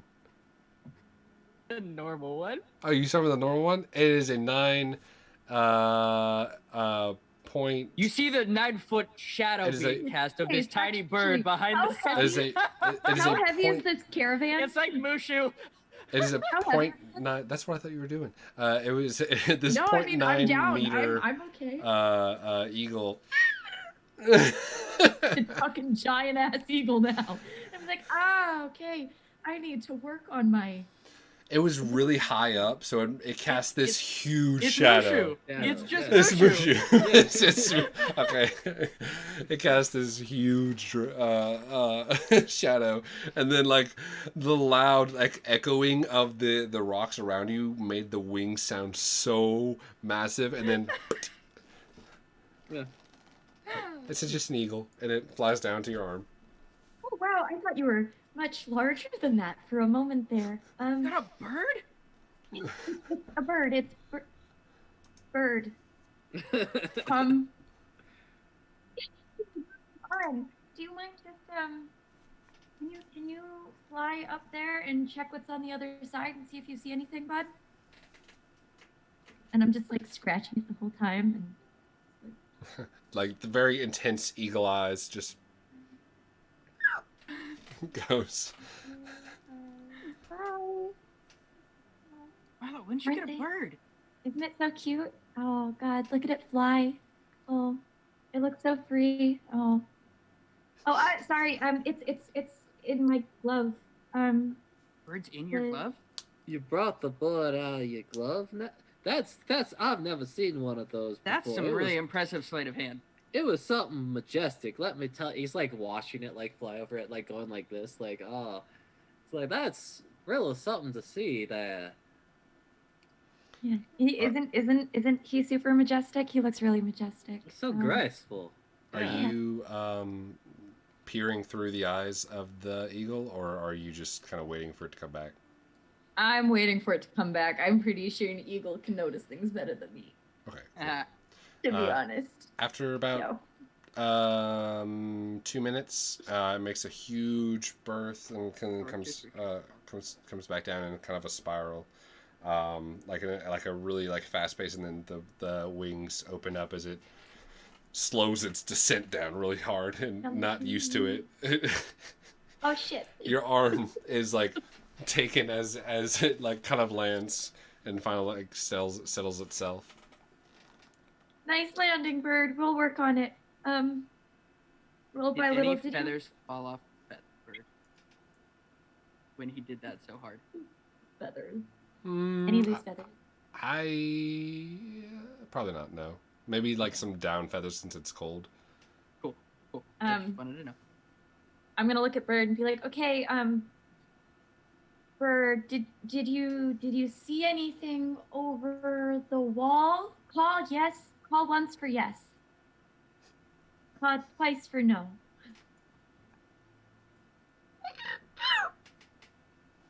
Okay.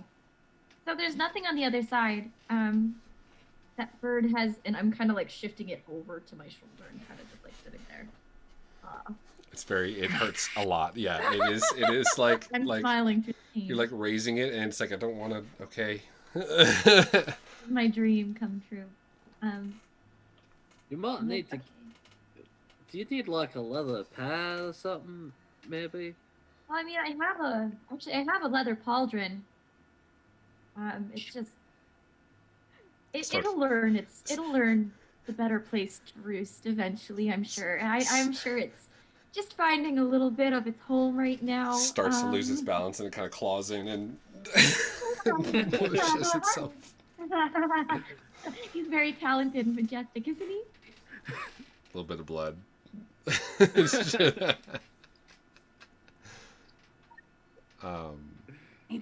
Maybe Bird and Jadar can have a play date sometime. That would be awesome. That would be great. But I think we're a little busy right now not in right case now. dragons come. We should probably go through the rocks. Nova, you know how to move rocks by any chance? Does that doohickey of yours just make rocks go away? So we have one option. If you guys want to take it, I can throw these rocks, but I don't know where you'd want me to throw them. I cannot He looks just over down move them. Now, are we on the side of a mountain, like a hill of some kind? I assume. Like, is it a one-way, or are we in a pass right now? Yeah. You're so like it is only just wide enough right now for maybe 2 wagons. But Is there a wall? So like, here's the question: question: Is it cliffside or is it cliffside we- road cliffside? Yeah. So if this is a natural valley formed by 2 mountains, basically wherever there are mountains, are we down here? Or are we like up here on the side? Oh, you are. It is a pass with 2. Like there is a kind of like a flattened area, and there are 2 like kind of sheer things, and it seems like from the survival check that you made earlier, and also like just kind of like eyeing it out, it is not like paved like constant thing. It's like Is there a way to roll these down the side of a mountain, or are we in the most flat part? It looks like we're at the bottom of a valley. We're in a pass, Cool. slot canyon kind of nonsense. No way out, trapped. Looks like a real trap. If you kind of pushed it maybe situation. 20 feet back the way you came, it might roll down the way you came. I was happily going to toss it behind our caravan in like a rainbow sort of fashion. Why don't we pull the caravan as close to the rocks as possible, so you don't accidentally throw it at us? Minimize. Not that I think you would. I think you'd be great. Minimize the potential of failure here. Even though She smiles a tight grin.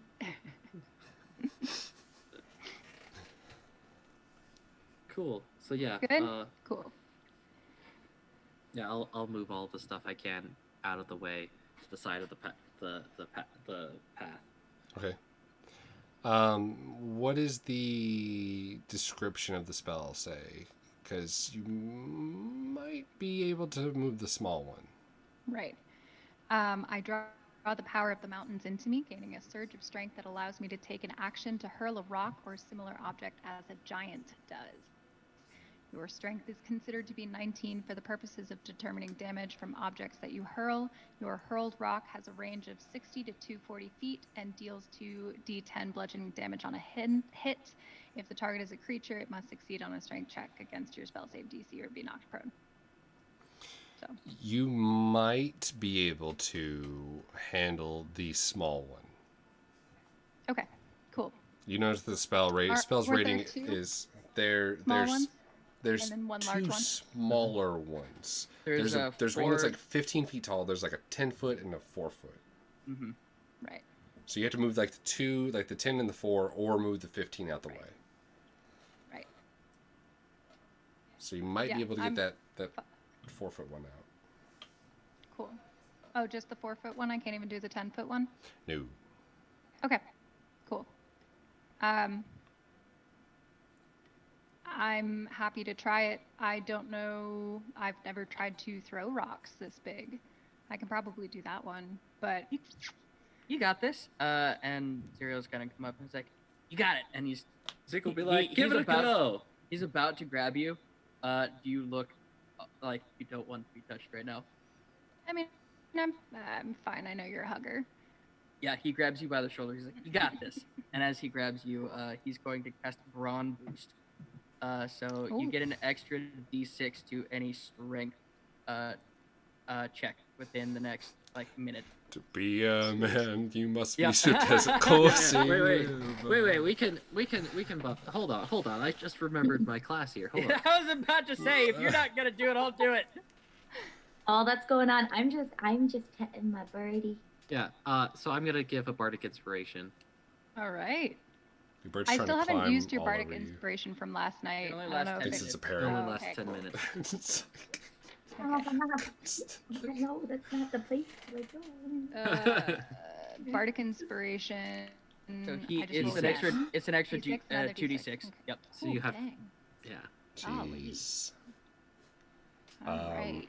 Yeah, so... No, we're gonna be the So- buffest wizard. Yeah, roll a d20. I would say just roll an Arcana check.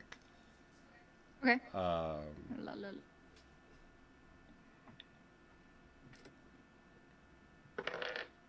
That is a 13 plus 5 and 2.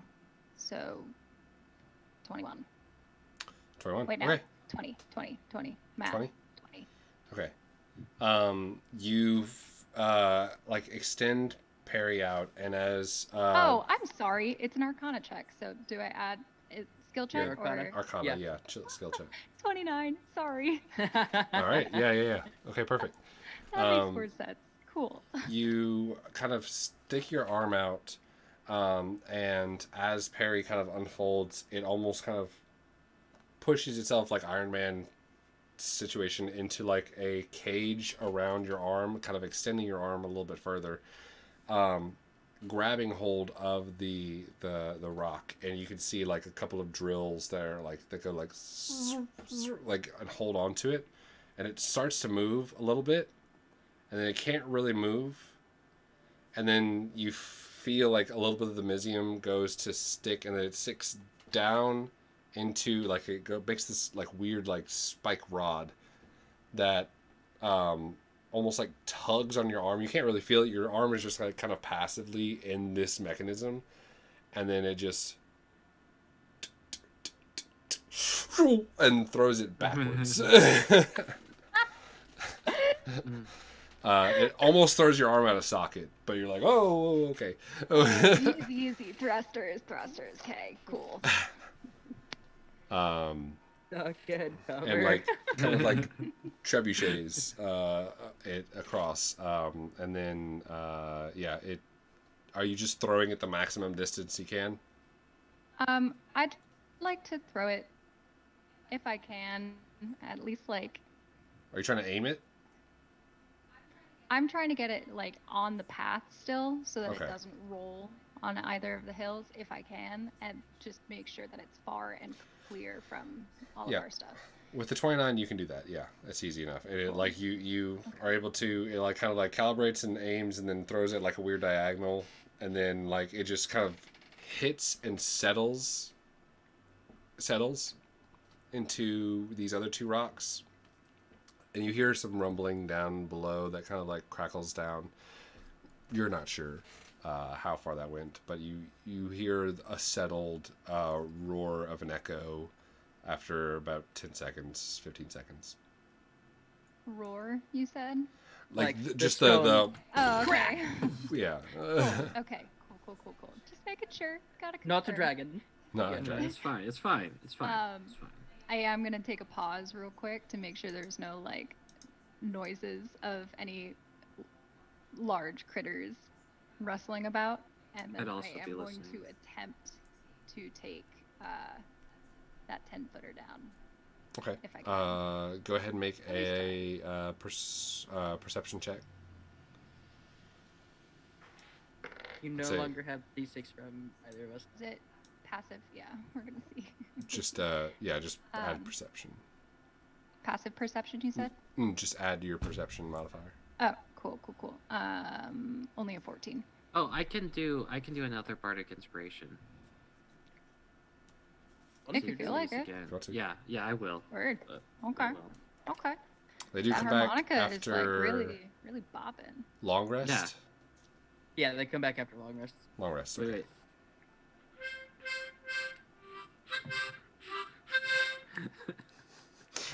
Sometimes you have to laugh. Jadar's just doing a little head bob. Are you using your bardic inspiration on the perception check? No. No, on the- the rock, the next rock. Gotcha. Just to see. Perception check. You don't hear anything at the moment. Cool. For the and other I have rock? a question. Yeah. For this rock, now we've got the two rocks. Are they next to each other like this, or are they like this? They're taking up almost all of the path. You can only like kind of climb over that small one, and they're kind of, I guess, if the path is like this, they're kind of like cat a corner like this. So like small one and then big one like this, like it's kind of behind it almost. The small one's in the back. The small one's in the front. You're facing the small one, and then like kind of Small one's like in the front. behind Okay. is a bigger one. Yeah. Okay. And does it look like if I can lift this other rock, the caravan would be able to get through that bigger one? Yes. Yeah. Okay. Yeah, they needed to move the big Cool. one or the two small ones. Yeah. Okay. I'm gonna wait until all of the animals and wagons are as close as possible, and I am going to do as much of a lever situation as I possibly can, and just do the shortest distance I can to the caravan without risking hitting the caravan. Okay. Go ahead and make a Arcana check. Uh-oh. I didn't like the You do have uh-oh. inspiration. I You do have do. inspiration, and I got 6 plus 9 is 15. 15 plus 5 is a non-nat 20. Okay. Did you gift a brawn or whatever? Was that a first level spell or was that That was just cantrip? the Okay. first. First level spell. I thought that was a cantrip. Um, I'm pretty I sure. don't think. What? I'm pretty sure that is a cantrip because I think that they gave like it was a different kind of guidance that like it was a guidance that added a d6 just to one specific well, check. let me tell you right now. Well, if Because it I was have- specifically to strength, she wouldn't have rolled it with the last roll. It is a Arcana cantrip. check. True. Yeah. So Not that it would have made a difference. Can you cast it on Perry? It wouldn't make a strength check though. But what I will do is I will cast guidance on her because Okay. I have regular guidance. add a d4 to Okay. the roll. So you see, like he taps his chest, and as he puts his hand on you, that this purple like essence just kind of goes into you. That's not alarming at all, but all right, cool. I'll accept that. Didn't help much. 1. So, 21. 21? But it was worth it. I'm badly You and the same thing. It puts down another thing after a couple seconds, and then the rest of the Mizium goes down and reinforces that one thing, and you've not seen your apparatus without a lot of Mizium or with all of it being used at once, and you hear this high pitched squeal, and it does not move, and the squeal gets louder and louder and louder. I need you to roll a D100. Oh no, Harry, code Okay. break. Okay. I think something's gonna happen. 10 10. On a D100. Mhm. on a D100. Okay. Did you roll 10 and roll a D100 and So a with- D10. And that's Yeah, the first and digit. percentile dice. Gotcha.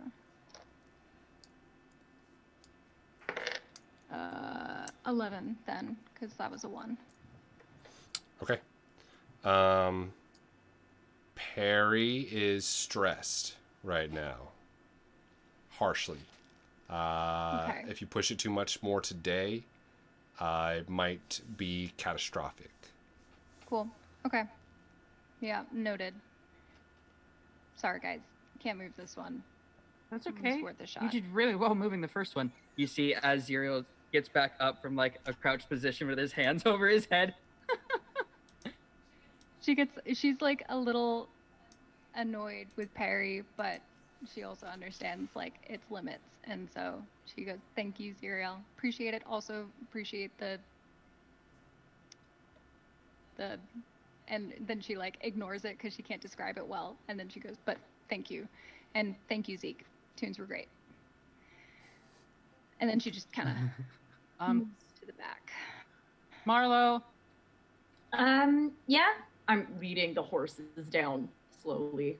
Do you think we could maybe like put 2 discs under it and kind of just I don't think we can cast a disc in a place that is there. We'd have to put it next to it and push it on.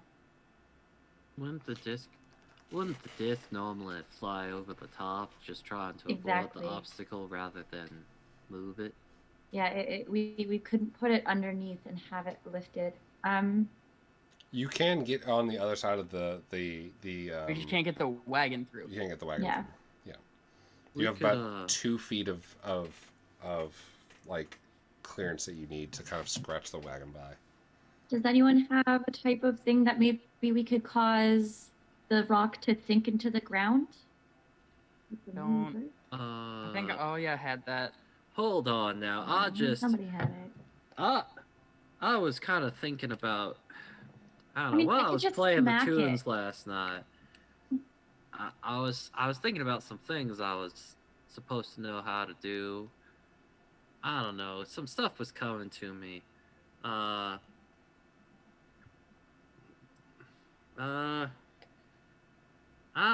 don't know if there's a lot.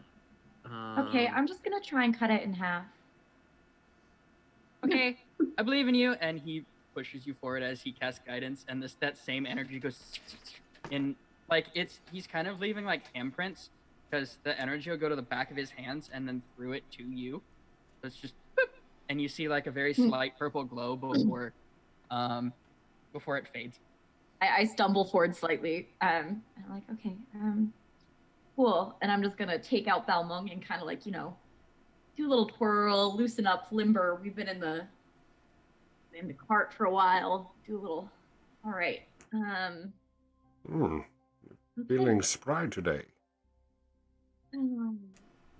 Yeah, you know what, Balmung? It would be great if you helped a little bit, because I did a little bit of fun things earlier today, and we need to move forward. Are you asking your sword for help? It's only kind to ask for help when you're asking for a favor. Are you asking your sword for a favor? Yes. Yeah. And I'm just gonna summon it and just fucking. Okay. You get the closest mental image of like a go ahead like that you can. Fun. All right, let's go. And then I'm gonna go and rage. Mm-hmm.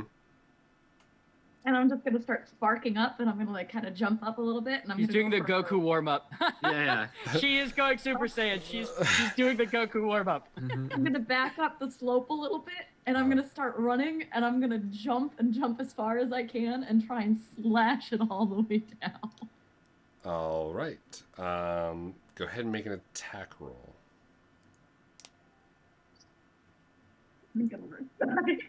While this is happening, Xyriel turns to Zeke and goes, you can talk your weapon too, right? Just have to let me know. I can help with that. Guidance, right? You want me to... Yeah, you have guidance. Guidance.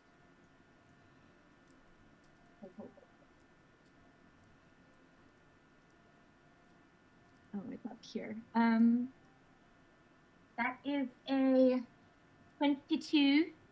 22. Okay, roll damage.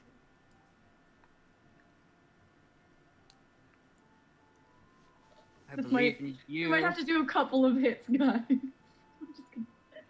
You saw this. Oh, good. Well, that was even better. You get to use your intelligence now. Yep. So 11 plus 3 is 14 plus 6 is 20 plus 2 is 22 damage. Okay.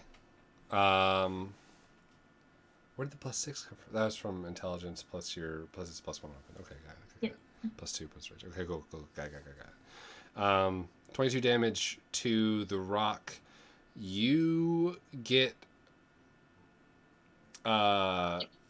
you hear this like almost like like sound, and notice that instead of cutting into the rock, it almost hits like a hammer, and like you kind of slash into it at a corner so it doesn't like bounce off or anything like that, and it just kind of breaks away a little bit of it. Just a little bit. Just a little bit. Cool, cool. And I did it at an angle, so I'm not like stuck in it, right? Right. Cool. Well, that's progress. Please be nice to it. Hasn't seen. Oh no. Are you be nice to the? I'm gonna walk up gingerly and touch the rock and be like, "May you please move?"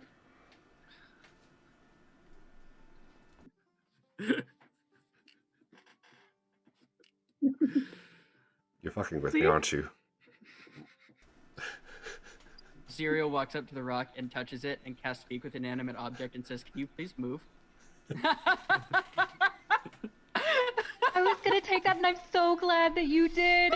I am so glad you did. In your brain, you hear, oh.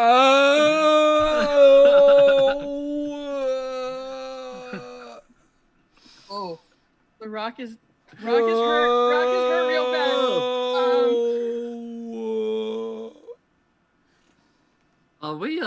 Are we talking to the stone now?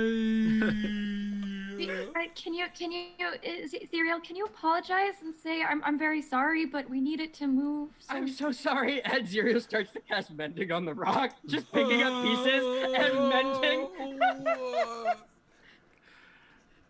No. Oh, Zeke no. is just like, Oh no. he just sees him fixing the rock that is in their way, and it's just like, you know what, I'm gonna take a rock, and he's just gonna take a walk, like he's just gonna head back down the trail. No, wait, I need that. Oh no. Oh God.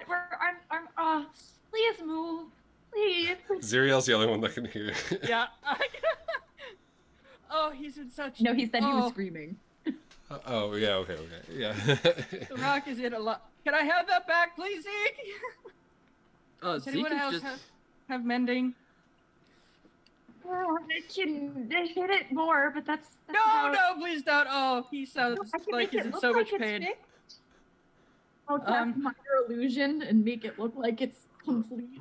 Like, My face hurts. rock, you're fine now. Please move.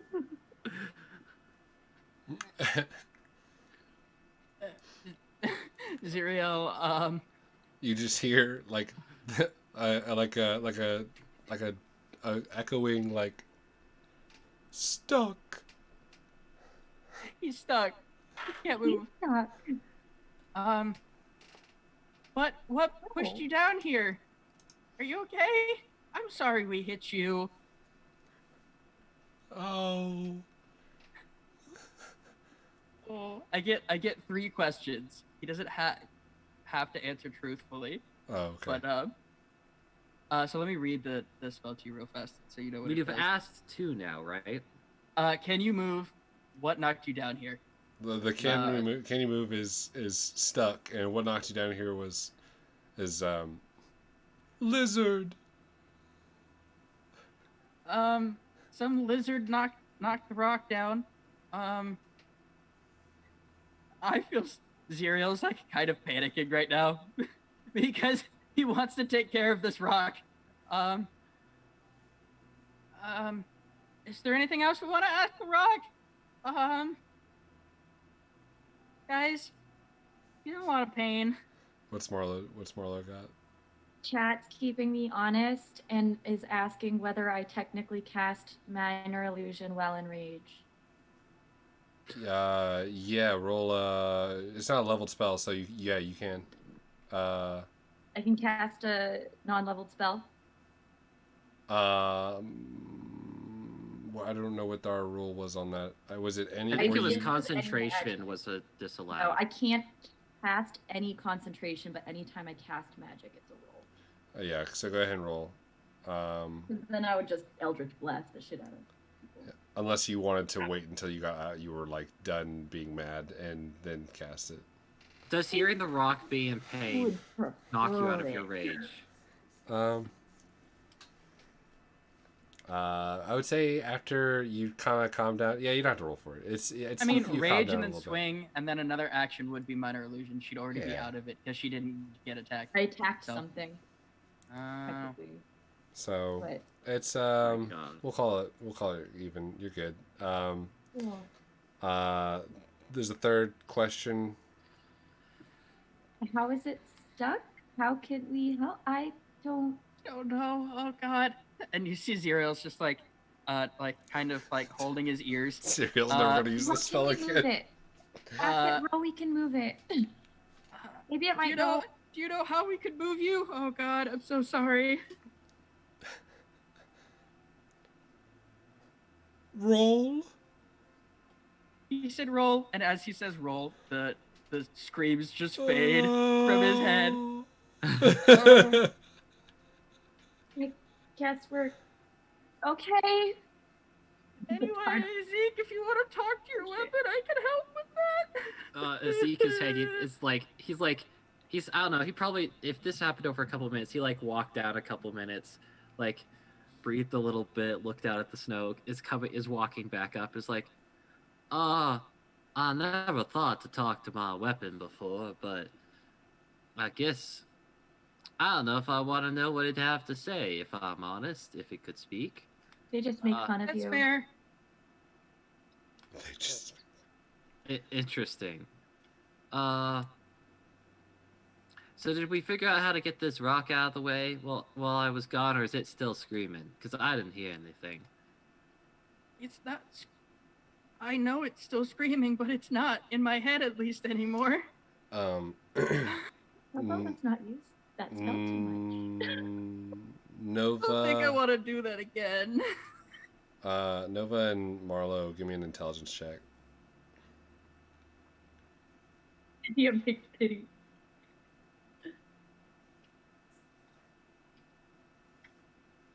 $16. Plus a 5, Nina. No, I have +2 more than that, so it's a +7 for me.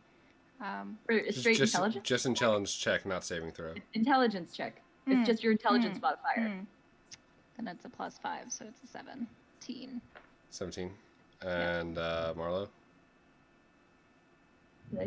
I 16 maybe. I don't. It was lower than that. Okay. Higher than 12, lower than that. Nova, you're looking back at the wagon, and after that first one didn't work, the idea of the tensor's floating discs was still there and like lifting the rock, but now that you see the angle at which the slope goes on the left, you might be able to put some underneath the wagon and just move it to the left.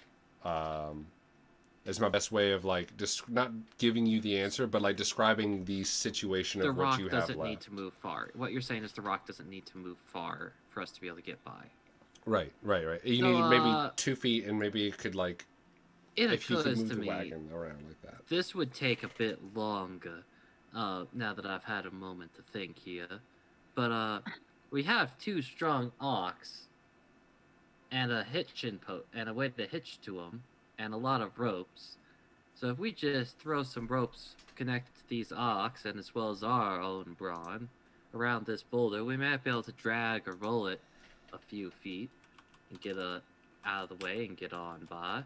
It would take a bit longer because we'd have to detach the ox from the wagon and then reattach them, but if it's not a trap on the other side, we probably have time. Okay. We Good can idea. probably dig a little bit of a underneath the rock to let it get going easier, and if we get it going, the slope might just take it down the rest of the way. Yeah, so I think I'll that get... would be safer than having our ox connected to it if it goes down. Yeah, the I'm slope. afraid that it would roll over our oxen.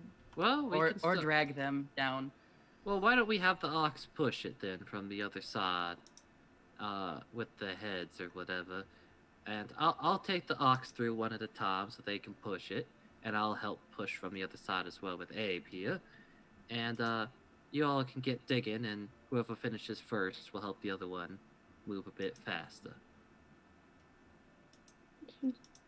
So yeah, I'll get the cart as far out of the way of where the rock is going to go as possible, off to the side, then de-hitch the ox, take one through at a time, and start getting them ready to set up to push the rock. Okay.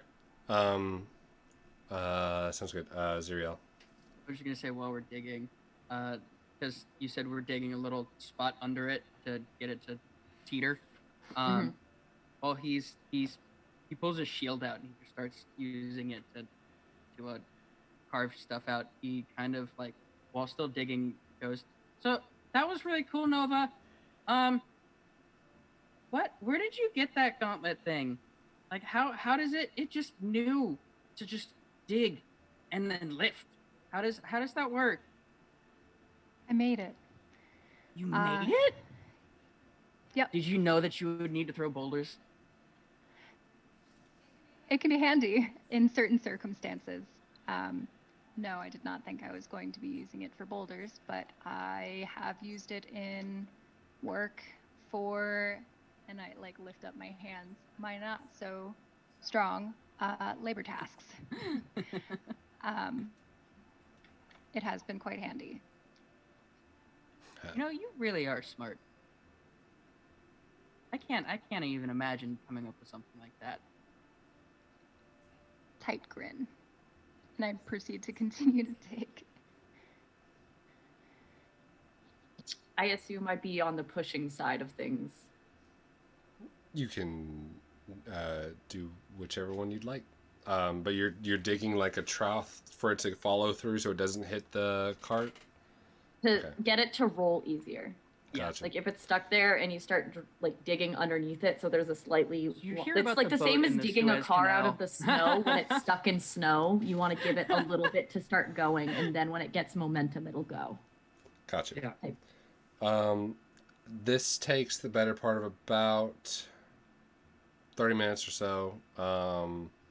And as you unhitch the ox and one of the horses and kind of like get them butted up against the thing, who all is pushing on the rock?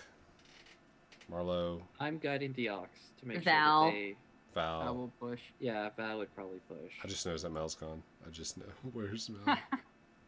She said she was. She said she had to head off. She's piecing because she's not feeling very well. And Gotcha. then I guess Abe can help us on the other side. Um, Yeah.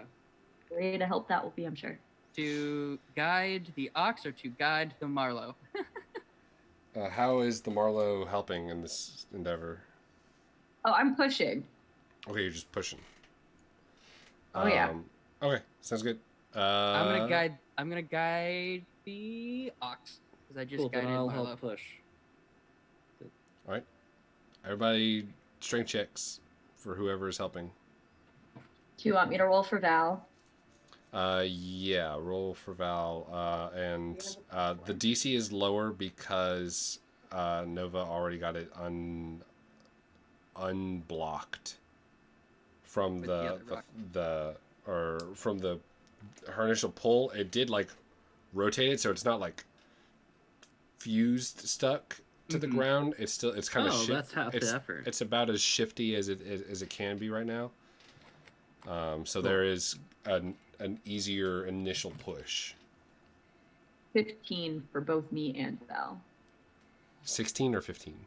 15. 15. The ox. Oh, With a D4. a D4. Oh, that's a 23 for the ox. Let's go. There's one heavy push, two heavy pushes. 13, by the way. 13? Okay, gotcha. There's all hands on rock and just constantly pushing.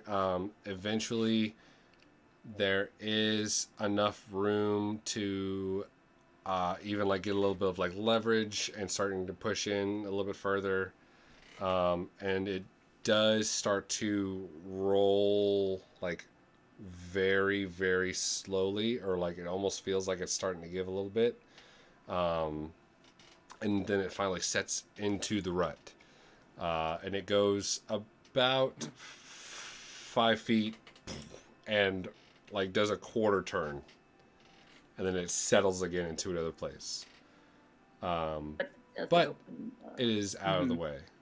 Good enough. And Xyriel just stands up and offers a hand to Nova, who is digging with him. Right? You said she was digging? Mm-hmm. Yep. Yeah, I'll take the hand. And he'll pull her up. Good work. Awesome. Yeah, you too. And I'll look over at Marlow and Zeke and I'll give a nod.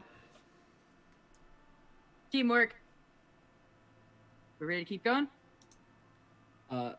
Zeke's just gonna start playing very badly on his harmonica because he doesn't know it yet. 16 tons. I'll get the ox and everything hooked back up. As everything is hooked back up and you are all kind of pushing up, there is the wind up here is kind of constant, and it has been like kind of like a whipping kind of constant whistle, and Xyriel, you notice a very cold chill up your spine as you turn around and you see, probably now 30 feet past the rocks that y'all are, at the top of the crest of this little pass area is I'll put it right here.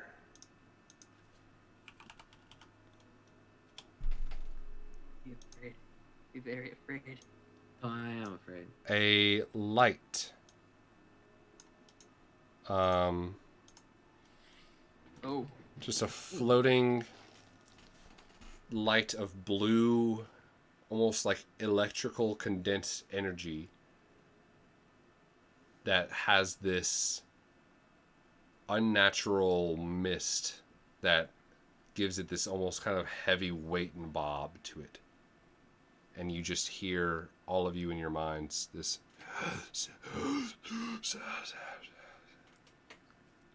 There's a foul word on the wind. and we will pick up there after the break. Oh, God. Okay, cool. Cool.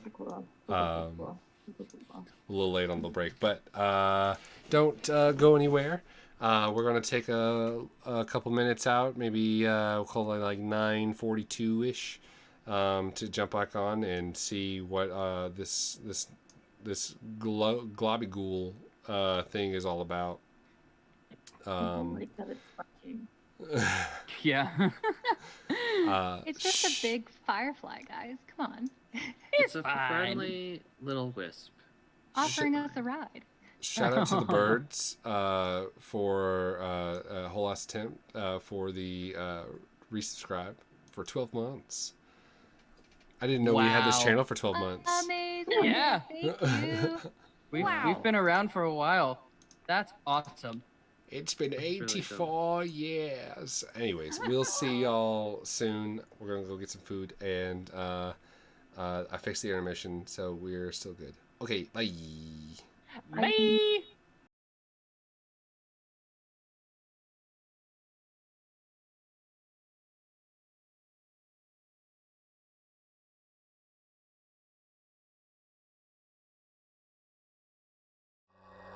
Hi, everyone. What's Welcome up? back. We are back, and I have food. I will mute myself while I munch on greens. But, excuse me. While we jump into this situation, you notice about 30 feet away from you, towards the top of the embankment here, Xyriel, you notice that as everyone else is kind of still trying to get their stuff in order and get comfortable in the caravan.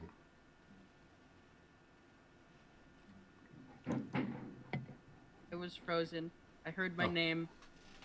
I didn't hear what happened. Oh, you. I said you noticed the sparkling little effects as everyone else is kind of getting around. Well, everyone hears that kind of breathy, like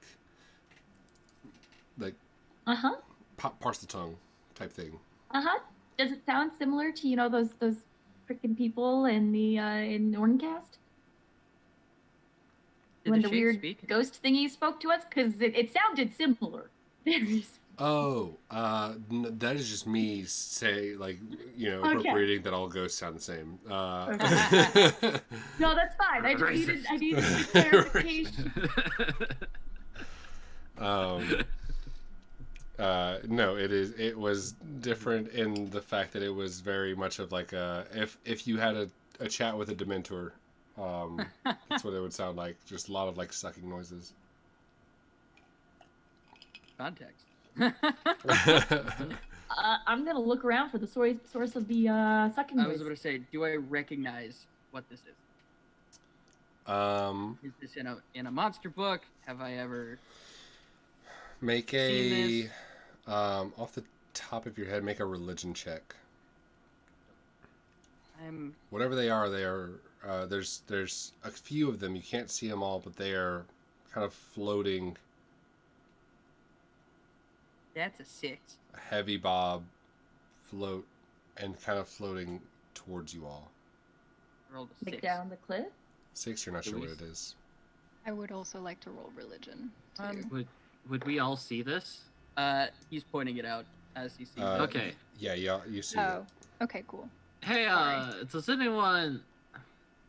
Is that normal for this part of the area? I would honestly not know. I'm not from this part of the area, so... And I'm just gonna summon Balmung at the end of that sentence and wait patiently. I rolled it might be friendly. plus 5. I'll get out my chain. Oh, we're brandishing weapons now. I'm not brandishing a weapon yet.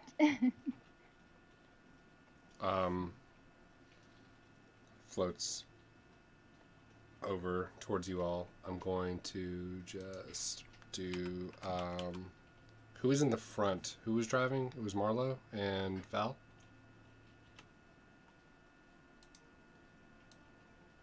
I feel bad that we are missing peoples. So it will be a shortened situation here, but we'll jump into a little bit of combat, and we might save them a little bit, but we'll see. Paladins are easy enough to play.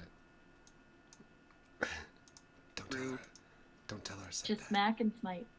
Smack and smite. True. Yeah, like it's not. It can be simple. Like there are other things you can do, but they'll, all reliable. Yeah.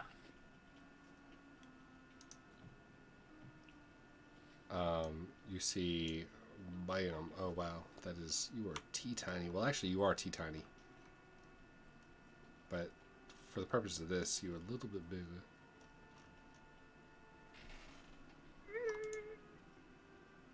Visible to everyone. Oh, that's big. Okay. Hiya.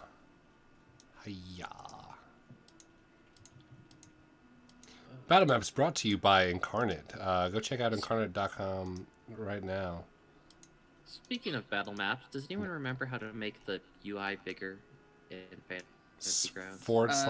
/ scale UI, and then type in, if you want it bigger, probably like 160. What's the name of this map, Case? Because it's not showing up in the Fantasy Grounds. Oh, yeah. How about that? How about now? No. Yes. Yes? Oh, yep. So much better. Cool. Okay. They are about... There's 3 of them right now. They're slowly floating towards your area. Who's in the... So in the front is probably... Me. Marlow and Val. Hmm. Okay. Yes. I'm not moving my character. Am I moving my character, or are you moving my character, Case? Oh, sorry. I was just let me put it on character. I can move my character. It's just There you go. I can move it. Yeah. And it made me do the double check type thing. Yeah, accept thingy. But now it should be available to everybody. And everybody's behind in the caravan here, or just now getting out of the caravan on each side. Yeah. So Zeke would run over behind these rocks for cover here, and Abe would follow. I don't with think him. we're in the. Have we started doing actions yet? I don't know. I just want That's just to where we'd be prepare headed. like where everyone is at right now, as they kind of recognize this and they take their time coming down. They're moving like quite slowly. So we have time to do a Okay. couple actions. So if we me and Val wanted would to. not necessarily be in the front because we could have moved. Yeah, y'all could have moved if y'all wanted to. Maybe they're friendly, I guys. guess I would see everybody else hide, and I would move forward. Zero's just staying. He's walking Um, forward too. It's like maybe they're friendly. Cool. Well, let's just Oh be wait, like- no. But did you roll to see what these were? Did you ever get the answer to that? I did. I rolled a 17 plus a 5. 17 plus 5. These Yeah. are, judging by the incorporeal form of them and the distant chatter that comes out as some dialect, some like really quiet dialect that you can pick up as. You'd be able to pick it up as Dwarvish. I don't know if you speak Dwarvish. I don't remember. I do. I think you do. I do, yeah. yes. Yeah. Okay. Anyone who speaks Dwarvish can hear Dwarvish. Cool. Yep. Cool. Okay. Yes.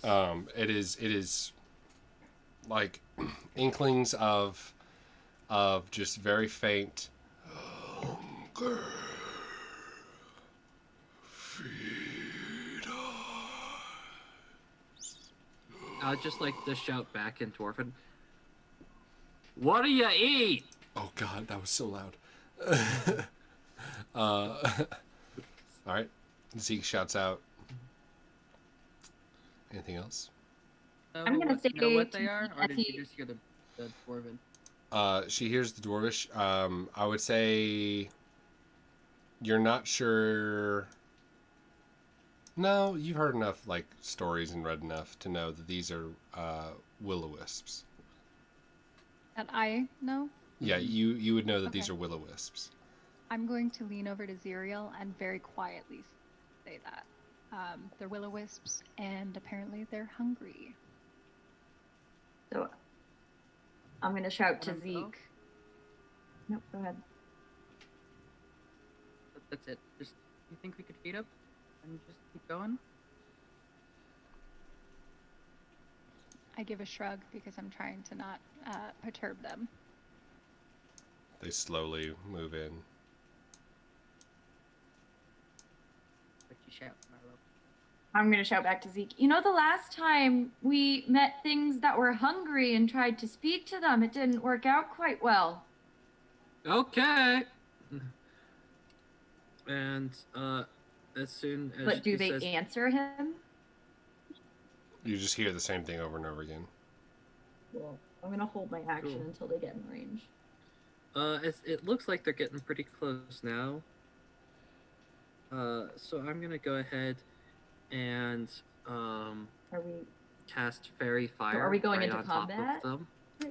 If y'all If they want haven't- to, if y'all are starting to make like offensive things, then we will go ahead and roll initiative because it seems that like these have they are coming with you towards you with intent, and from passive reading, you know that they are hungry, and they're not. It is not too different than seeing a walking zombie or something like that Yeah. in your mind Yeah. of like seeing Definitely something. initiating. Cool. Okay, cool. So Yeah. everyone go ahead and roll initiative. Cool. Yeah. But yeah, once I hear from Marlow, like maybe don't try and appease the hungry things, I'm just gonna be like, okay, and just start fighting. Fair enough. Harmonica comes in. Yeah. Catch these tunes. 97.3, So The lovely. Brothers. That was amazing. Great roll. natural 20 for a 24. All right, 24. 25 to 20. Who's going to Jaeger Val? I can Jaeger Val. Let's fucking go. Okay. Yeah, I think you got the right vibe for it. Yeah, that'll work. Let me just find Scream, her. Scream and Smite. It's like that Will.I.am song, but different. I'm gonna scream and And smite. Smite. Party all night. Let's get Zeke. What's your score? 19. 19. Oh wait, I might have +3 dex. If I have +3 dex, then it's 20. Roll for Abe. Yeah, I'll roll for Abe. I'll run Abe.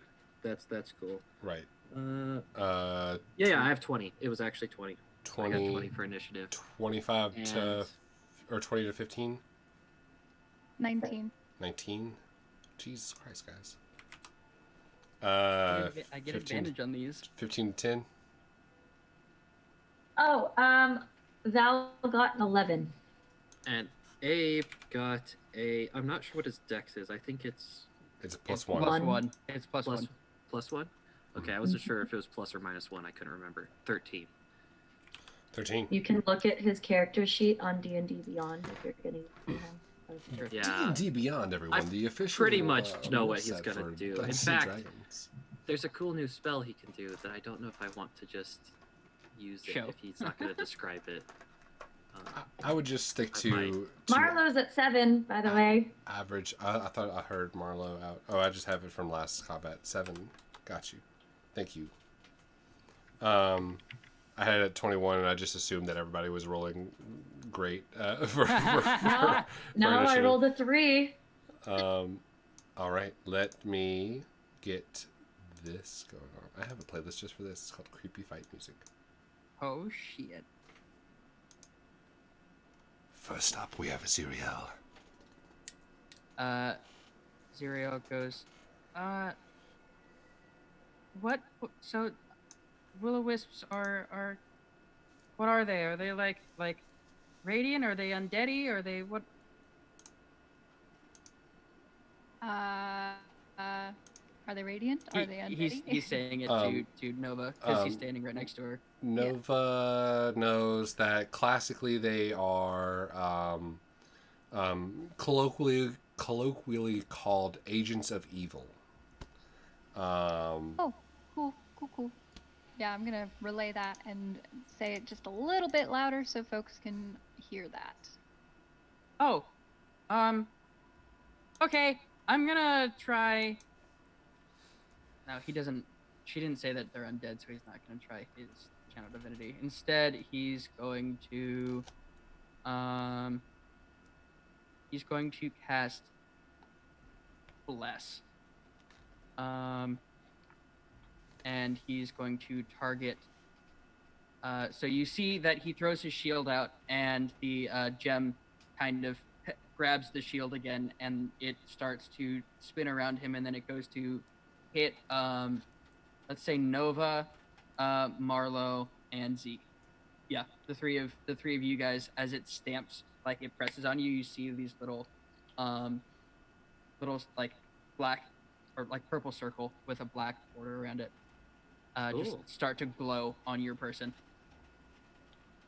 Okay, there you go, guys. Is that good? That's good. Oh, That's good. It's That's good. very it's good. Okay, good. Zeke, you're up. Cool. So what I'm gonna do is fairy fire right on top of all three of them. So basically, I sort of like, as I sit there and like focus on like having tunes, you kind of see the ground crack a little bit, and these little like flaming notes come up, and they're now basically on magical fire. So instead of taking damage, it means that they can't go invisible. They basically glow with It's like a a magical save. light. Yeah, Yeah, it's- it is a magical. It is a it's a save. Deck save. I Deck think. save. It is a dex save, and that will be versus my. Am I reading this right? I am reading this right. Okay. Oh my god. I do not hear the music you go up playing. Oh no. Could just be me. 8 plus 2 plus your Yeah, it's charisma 14. modifier. It's 14. 14. With a I thought that it was written wrong, but it is not. With a dex of 28. That was... It's gonna be hard. Oh for me my to fail. god. Well, Yeah, that's gonna be rough. That's a 30. Yeah, no, it, I guess, doesn't do... Let me check. You Yeah, see job as description. they like lightning bolts kind of away from the fire, completely.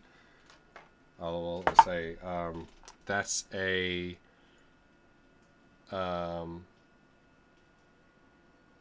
that's a 32. And that is a 27. Yeah, they all completely evade. The things kind of go Cool. above it. Okay. Tension is rising. Tension is rising. Straight up dodged in between the actual, like, motes of fairy dust with a 30 on decks. Holy shit. Get your Thank tiefling you, ass in Steven. here. Oh, Yeah. hello, Abe. So that's your action. Do you have anything for your bonus action? Movement? For me, yeah, so bonus action, movements, I kind of like where I am, actually, for movement-wise. And bonus action, there's nothing... Oh, God, son of a bit. Buttons. Yeah, I think I'm gonna be good. Oh, bonus action, obviously. Snap, call Vinny. Gotcha. I'll be like, oh, I almost forgot about you, and they're just like, snap to up here. Yeah, boss. You're killing the lots. Fuck, every time. So Vinny is there, ready to be ready to go. Next up is Nova. Nova is actually going to put cast on herself. Where is it? Sorry, it's called the Glamour of Mundanity. She's gonna touch her own arm and lay a glamour that makes the creature easily overlooked and forgettable for the duration of the spell. Any wisdom checks to notice the target or ability checks made to recall details about the target are made with disadvantage. Concentration up to 10 minutes. I also gain advantage on dex checks, but have disadvantage on charisma checks. Okay. Neat. You kind of watch as Nova, like this magical effect kind of comes across, and it's a bunch of colors that kind of pulls the colors out of her clothes and out of her hair, and almost puts it back into her hand, where you see this, like all of them kind of like go into like this almost Thanos effect of like a colorful gauntlet, and everything just goes a very gray tone around her. Okay. That is your action. Any movement? You're back here. Yeah, I'm gonna stick pretty close to Xyriel, I think. Okay. I'll move you right So I'm gonna be there. like, Oh yeah, you got it. Yeah. I forget that y'all can move your characters. I'm sorry. Abe. So what Abe's gonna do is, I think on his, I'm trying to see on his, the ball, he's gonna summon the ball of fire right on top of, one of them. And I think it has a 5-foot radius, I think. And it burns. So I don't think he can hit more than one. Like, if he put it right between those two, could he hit both? He can only hit with the flaming sphere. He can only hit one creature. But if it sits next to them and they stay there for at the end of their turn, they will take that damage. Cool. So he'll put it basically, sort of like to the front, and he'll put it like right in front of the current moat that's closest to Marlow, so that it basically would have to fly through it to like go right at her. just to like slow him down. So like right he here? actually move it down one and left one. Gotcha. Okay, and then it's Make slamming it into kinda that one. inconvenient for him. It'll make a dex save for that. And I'm trying to remember if he had to use his action, because I know he can move it as a bonus action, but I think it takes an action to cast. Pretty sure. Whenever you cast it, you're able to move it. Like you kind of slam it into the creature as you cast it. And subsequent turns, you can move it as a bonus action. The save is a 27, so it takes half of 2d6. Yep. 2d6. So half of 9. Okay, round it down to 4. And then round it down again to 2, because it seems that it is not that the fire just kind of almost gets absorbed by the creature. It does have effect to it, but it is like instantly hit by it and kind of just not affected by it. Cool. And then I think what he'd do much. immediately next is I probably drop grease just on top of all of them. Actually, no, they're little sparkly things. They won't get greased. You also can't because you just He cast can't that. cast. Yeah. Right, and he can't do Well, another he could spell. technically use Metapad. No, he couldn't. That would only No. give you a bonus. Yeah, he did a bunch of... Yeah, he has crazy sorcerer stuff now. And But you I can't don't know how cast the 2 sorcerer spells in one stuff turn. works.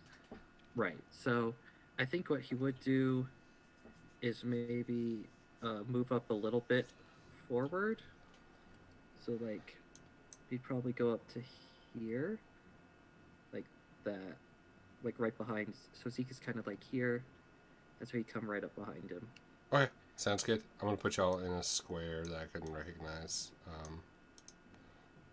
Okay, cool. That's fine. That is absolutely fine.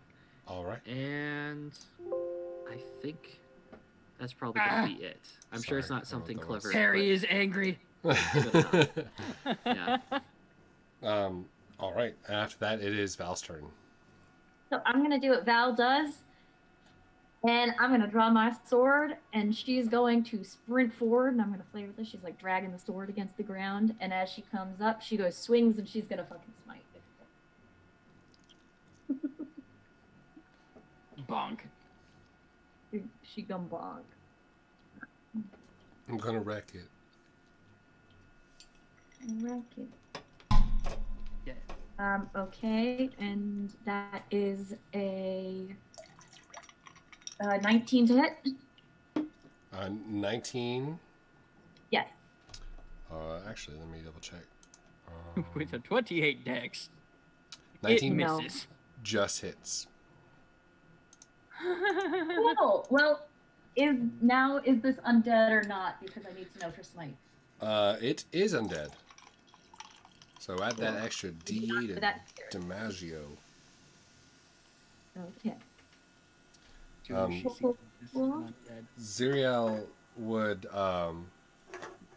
would see the like radiant magic and is familiar enough with the image of it. It's like, okay, That hit gotcha. hard. Yeah, that was like, oh, got it. 15 I was about to say, as soon radiant, as he sees it. 15 radiant, 9 slashing. Thank you for dividing. Of course. Perfect. Of course. Good. The 9 is I don't halved, think she has any bonus actions. but the 15 is whole. Bonus action Not- cast white anyway. Or it's hurt. It does not like that. Oh, no. Anything else for that was movement, action? No. Okay, cool. No. Awesome. It is now the Wisp's turn. The first one, which is the one right in front of the fire, and it's going to move around with its 50 movement speed next to Marlow. And is going to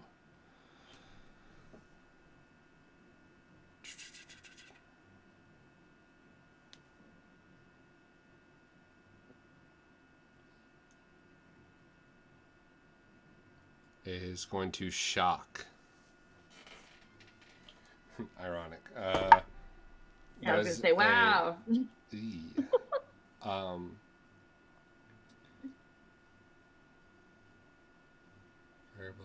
Okay. That is a 23, a 19 plus 4. So they rolled really well. Oh yeah, no, that definitely hits. Excellent. Not excellent. Poop rolls. That's 4 points of lightning damage. Cool. 4. Gotcha. Awesome. The anime hair frizzes up even more as the lightning just kind of like it kind of floats and bobs and then like almost kind of like surges over a little bit and then continuously and then like reaches out this other electrical globule at you. The next one is going to be attacking Val with an 11, which is not going to hit. And the last one is going to just go up to the closest thing and also attack Val. That's a 2 plus 4, so that's a 6. So they kind of like surge around them, and Val's able to just kind of like raise her shield up both times and evade any kind of like connection. I just noticed this is Pop Goes the Weasel. Gonna take that one off. Okay, next up we have, that was the third Will-O-Wisp, and then last is Marlow. My slow ass. Cool. Awesome. So I'm going to kind of spark up a little bit, and I'm going to focus on my glove, and I'm going to use my action to summon Daggerhawk. Okay.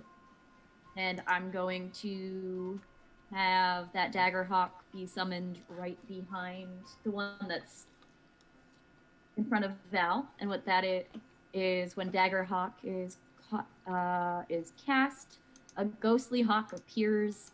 The hawk and dagger, or a ghostly hawk with a dagger appears. The dagger and the hawk fly into the air and make a melee attack against one creature you select within. It's a ghost bird holding a knife. Yeah. Using your spell attack modifier and dealing piercing damage equal to 1d4 plus your intelligence. I think it's actually a force damage. This is the wrong spell. It should be force damage, I believe, according to Deep Magic.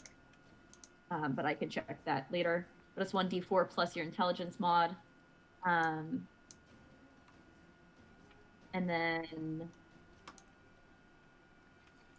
yeah. Is this an attack or a save? It's an attack. Hold on. It's kind of like a spiritual weapon, right?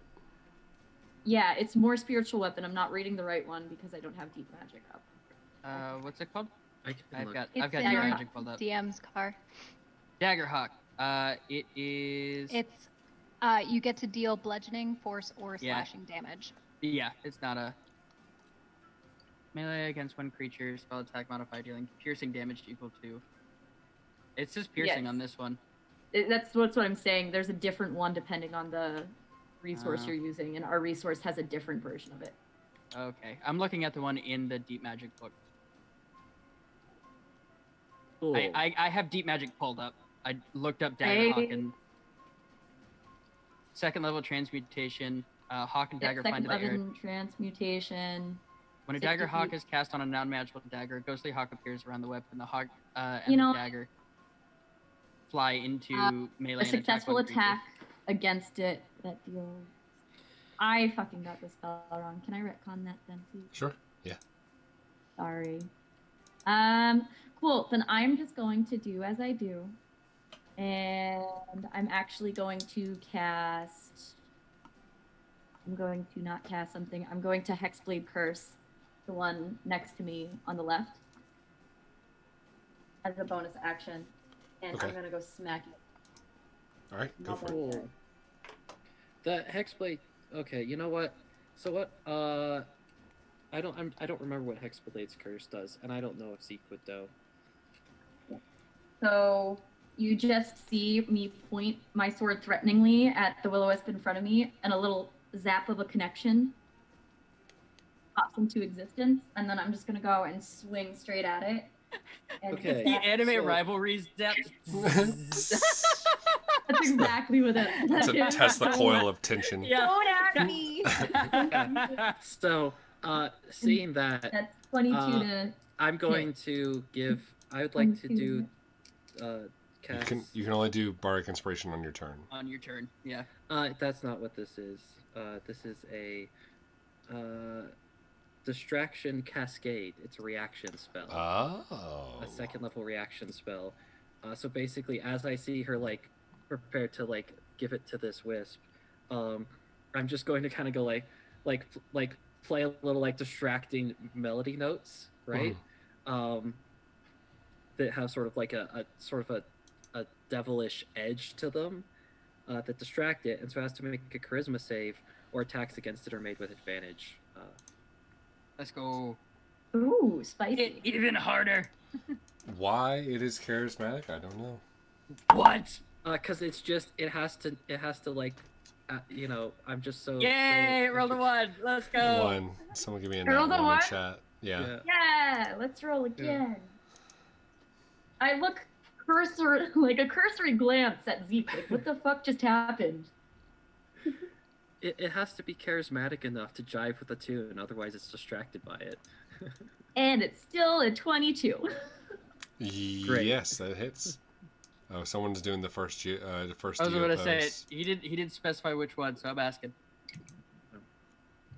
But someone's doing a JoJo pose. Oh. And that is 13 magical slashing damage In case you're doing a Dio pose. Damn it. and 4 lightning damage To which one? The one on your to left? the one that's to the left of me. All right. It takes all of that. It takes all of that force damage or the slashing damage, but none of the lightning damage. I figured. It's not like I can control that, so. In fact, it grows 3 times its size now. Oh wait, hold on. Add 2 more to that damage because it's cursed. It do be cursed, yeah. Okay. What type of damage? It's still magical slashing. Well, Okay. but two more of what? Is it necrotic? Is Magical It... slashing. Magic, Oh. It's just more Slash. of the same. Oh. Yeah. All right. 2 more of my Anything weapons. for movement or anything else? This one needs to make a dex save. Lobos 3. That's fine. New. I'll stay. Right her. Roll 2d6, John, for the ball of fire. That is up on number Cool. 3's biz. That's 5. 5. Dex. Okay, so Yeah. save. So it takes 1. Okay. Next is Xyriel with Zeke on deck.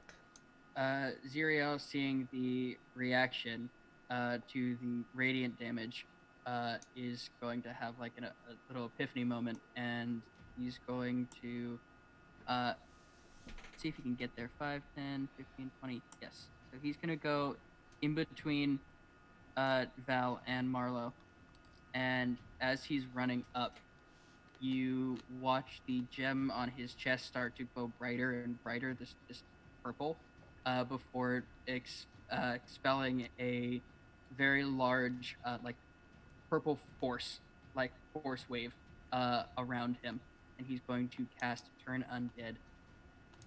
Mm-hmm. All right, so that's Wisdom saving throw. They got to beat a 15. Why are you wise too? How much do you want to bet these fuckers are super wise? These hella fucking wise. They like wiser than half the team. They're wise, That's like a dexterous, and 14. charisma, like a fucking Will-O-Wisp. Oh my Oh. god. 17 Yeah, plus uh-huh. 2. That's at 19 Freaking stereotypes. for number 1. an 11 for number 2, and another 19 for number 3. So number 2 is running. Which one is that? The one that is in front of Val. Perfect. Cool. So as he runs up and does that, he sees that it kind of worked. He's like, okay, that's good. You guys aren't as scared, are you? Okay, hold on. And They just he's still going, he's going to cast Spiritual Weapon. All right. Behind the one that is next to Marlow. I'm sorry, Al. I don't know why. I thought I have notifications off, but I don't know how to do it now. How dare you? Yeah, he's gonna cast Spiritual Weapon and then roll to bonk the one that's next to Marlow. All right. The one That that's right is- here. That's a natural one. And the Neat. Spiritual Weapon doesn't get advantage because of flank. And Yeah, I you don't have it think in the you right don't do spot. that rule anyway. All right. The rapier just kind of like sits there and like plunges through it, but it just like you see it just kind of like separates and then pushes back. I'm really not great at this. I'm sorry, guys. No, it's okay. You're doing fine. All right. Sounds good. Is there anything for next up is Zeke with Nova on deck? Yeah, so of course I'll send. Which one has started to run away, or are they all just sort of? The one furthest top. Okay, so has it moved at all? Or is it still No. pretty much right there? Not until it's That's turn. its turn. Right. So I'm gonna send Vinny out to get around back at that one, Okay. Vinny goes over there. and give it a poke. All right. Go ahead and roll for Vinny. I think it's a +5, so 19. That just hits. Yeah. Cool. God damn it. And No longer frightened. God fucking damn it.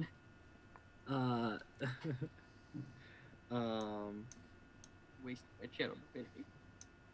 Oh yeah. Well, I did not know what Zeke did not know what that was. No, not at all.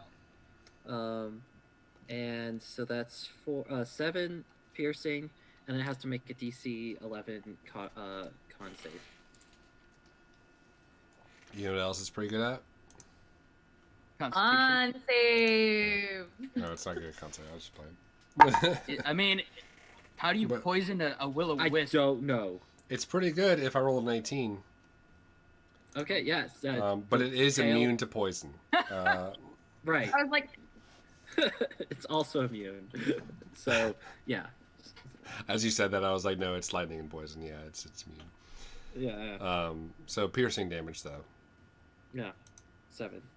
7.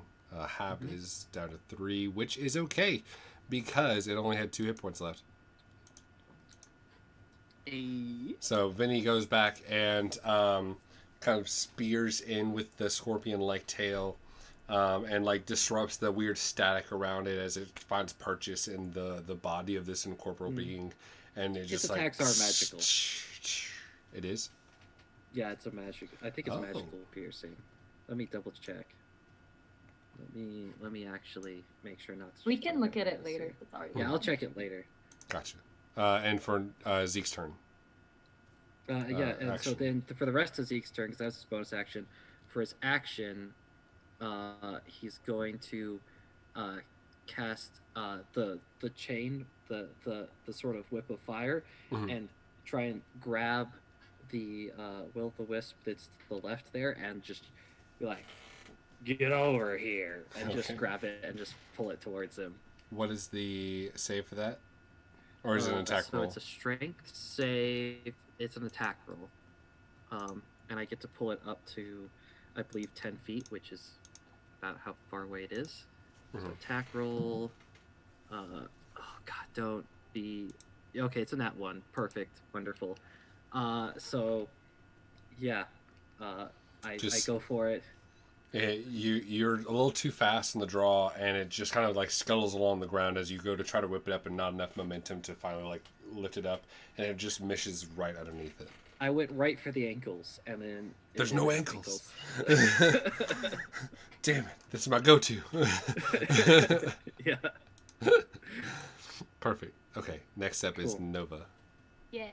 So I'm gonna move up a little closer, kind of behind Abe and Zeke, so that I'm within 30 feet of these guys, and I'm actually going to cast Grim Siphon, but I'm going to be changing the damage type per lore master. So you twist the forces of entropy around 2 creatures. One of them is going to be the orb closest on the left side of Marlow, and it's going to connect with Marlow, where it brings distress to one while staving off the demise of the other. The creature needs to make a successful con saving throw or take originally poison damage. It is actually radiant damage, equal to 1d4 plus my spellcasting mod. Or spellcasting ability mod, yeah. Okay, sounds good. So it makes a what kind of save? I'm sorry. Con save. Con save. Okay, so this is... Thing is decent at. +0 to this. 5. Needed to beat a 15. So. It's to both of them? No, just to the creature, the Will-O-Wisp, because now Marlow actually gets half the amount of whatever radiant damage it is as hit points. Okay, awesome. Let's go. Do they both take the damage, or is it like nope. AoE, or is it just one? It's like a siphon, so it's pulling that I get the force. heals from Gotcha, Marlow gets the heals. Okay, yeah. cool. So go ahead and roll it's that going to be 2 plus my spellcasting mod, which is 5. So Marlow gets. I don't know if it's rounded up or not. We round down for everything for like magic and stuff like that. Okay, yeah. then it's 3 hit points. 5. And the Will-O-Wisp gets. It was 7 down to 3. 7 down to 3. Okay, so 7 damage, 3 healing. Yeah. 7 radiant damage, 3 healing. In a very uncomfortable effect, you watch as the energy of the electric static energy of the Will-O-Wisp kind of like dissipates and surrounds Marlow, and it feels like a gross, icky cold, and then it like also like comes over, but it's like kind of relaxing, and like some of the muscles are loosened up a little bit. Kind of feels like you just ate the ghost, Marlow, but you're not sure. It's just Is she glowing? It's good. It's like good. the Will-O-Wisp. Yeah, pretty much. Good. Yeah. Flashlight Marlow. And that's it for me. Okay, sounds good. After that, it is Abe's turn. Cool. Abe, I think, would just take that orb and slam it into the back of the remaining wisp.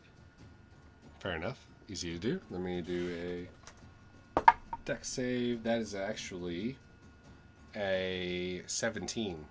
That's 16. The highest you can be is 15 right now. Yeah, He has to roll like a 4 at 15 or lower. Okay, yeah, gotcha. That was so it saves. It takes half of 2d6. And that's half of 6. So it takes 1 point of damage. Oh, half of half. Okay. Because it's also resistant. Great, wonderful. Look, you got one type of damage out here, and we try and like, if it don't burn. I got 3 looks, and that's it.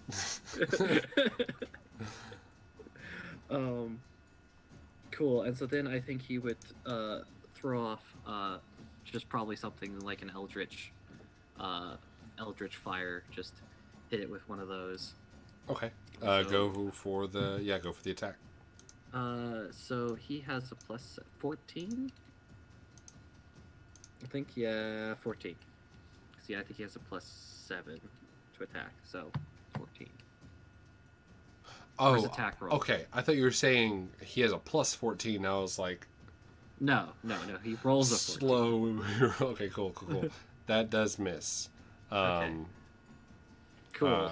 Yeah, it goes. It looks like it's going to hit, but like again, it's just like another like and like statics around in one area, completely avoiding the attack. Cool. I'm sorry. Once again, it is back to Val. Perry Perry, like, is so angry. Happy I'm sorry. today? Yeah. I'm sorry, madam. I did not function in this fashion. Val is as Val does. And she going to be smart girl. And why is my character so much bigger than everyone else's? That's weird. And she is gonna run around to the Compensation. other side for flanking. And she gonna smack a bish and smite a bish. All right, add +1 to your attack for flanking. That is a definitive hit because it was a natural 16 and she has a decent plus. Oof. Bog. That is 6, 7, 15 radiant damage and 10 slashing. All right. If Mel were here, I would ask how she wants to do this. So instead, I will say, Carly, how do you want to do this through Mel? Well, oh god, I'm just gonna make this way too anime for Val. So Val is gonna see Marlow in supposed trouble, even though she's just kind of chilling, like, okay, hi, and she's gonna run behind the Will-O-Wisp, and she's gonna think about that creepy fucking spirit that tried to do some weird shit to her in Orncast, and she's just kind of going to channel that anger and slice straight through as like sparks of golden, like white, like flame, like pass through and disintegrate the spirit. All right, excellent. And as you do, the energy flutters out, and it kind of just dissipates as you hear the breathy noise that had been emanating previously, just also kind of fade around with the sparking sound. And as that happens, you notice there are a handful more of these wisps that are currently quickly funneling in to an area right here. Uh-oh. So as that thing died, I eat another wisp, by the way. Just like Oh, you ate zaps another on wisp. me. And you heal. 5. Very nice. And you see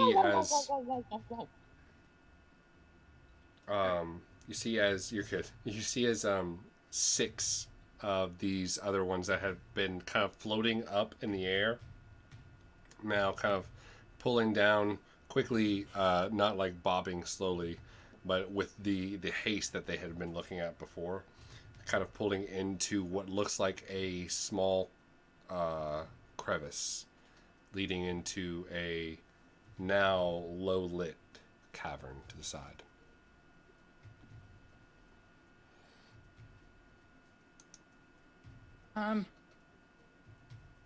Okay. They're leaving us alone. Do we want to keep going, or do we want to, clear these out so other people on the road won't get attacked? I honestly think that if they're hungry, we won't be safe and they might continue to come after us. I'm of the opinion that I don't want to leave anything on the road for other people to run into, but if we need to move, we need to move. Oh no, I was saying exterminate them before they start chasing us. I'm with you, Xyriel. I agree with what you're saying. Okay with everybody? I'm just gonna start walking towards the glowing mass. Val valiantly points her sword Val, at the like cave. definitely with me. Get back here! Just fucking yeah.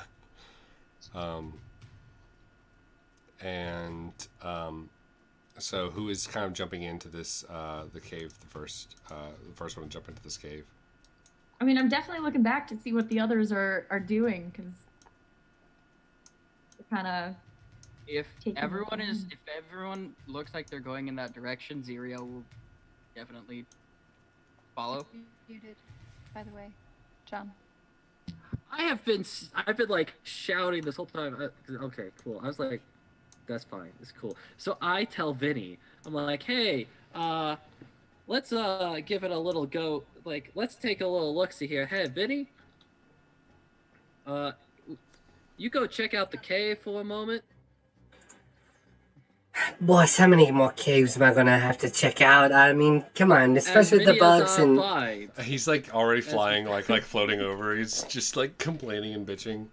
Like, try and be quiet about it. I am not sure how wise it would be to wait too long for scouting. It seems like they might be coalescing or doing something as well. So. Well, you're welcome to go in there and get ambushed by whatever's in that cave if you want, but I was just curious on what might be going on first. It's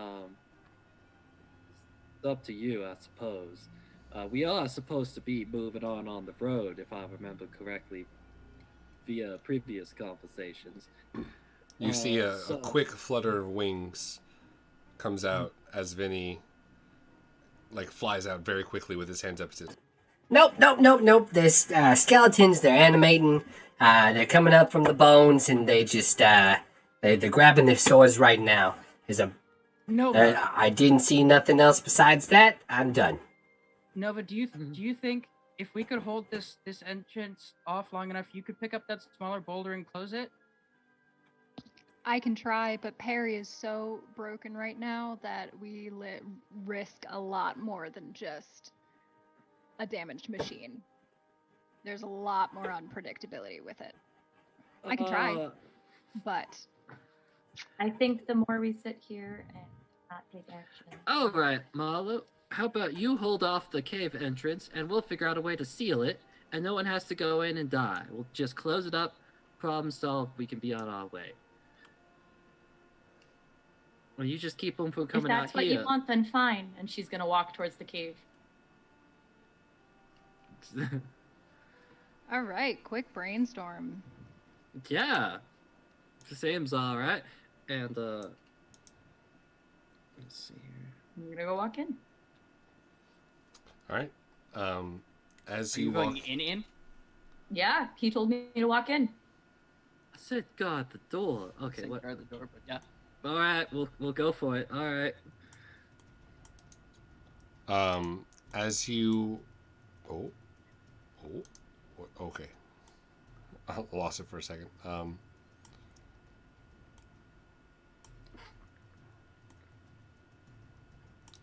There we go. Let me get the tool here. Oh no, his spiritual weapon is gone. I was gonna push it at the edge of the door. Oh yeah, it's still up. I need to put it back up. Real Depends quick. on how long it's been. 'Cause I think it only lasts a minute. Yeah. So it has probably dissipated. I would say the weapon is dissipated along with the flaming sphere. Yep. And Marlow, you make a perception check with disadvantage.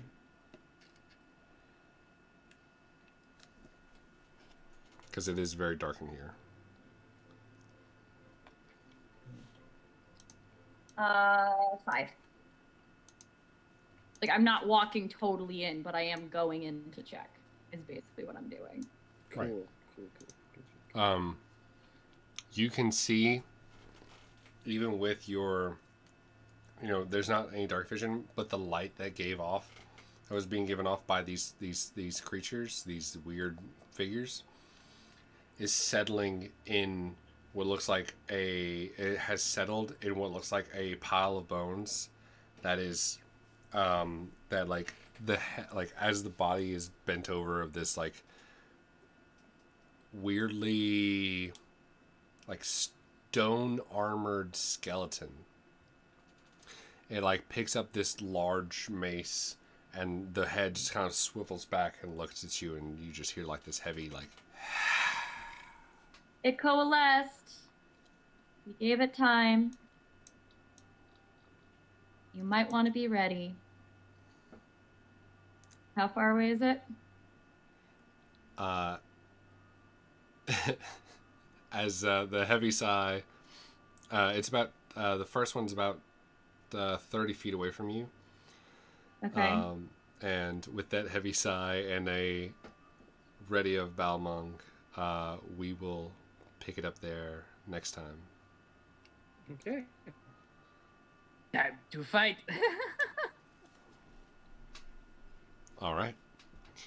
Thank you all for watching. I want to give a quick shout out.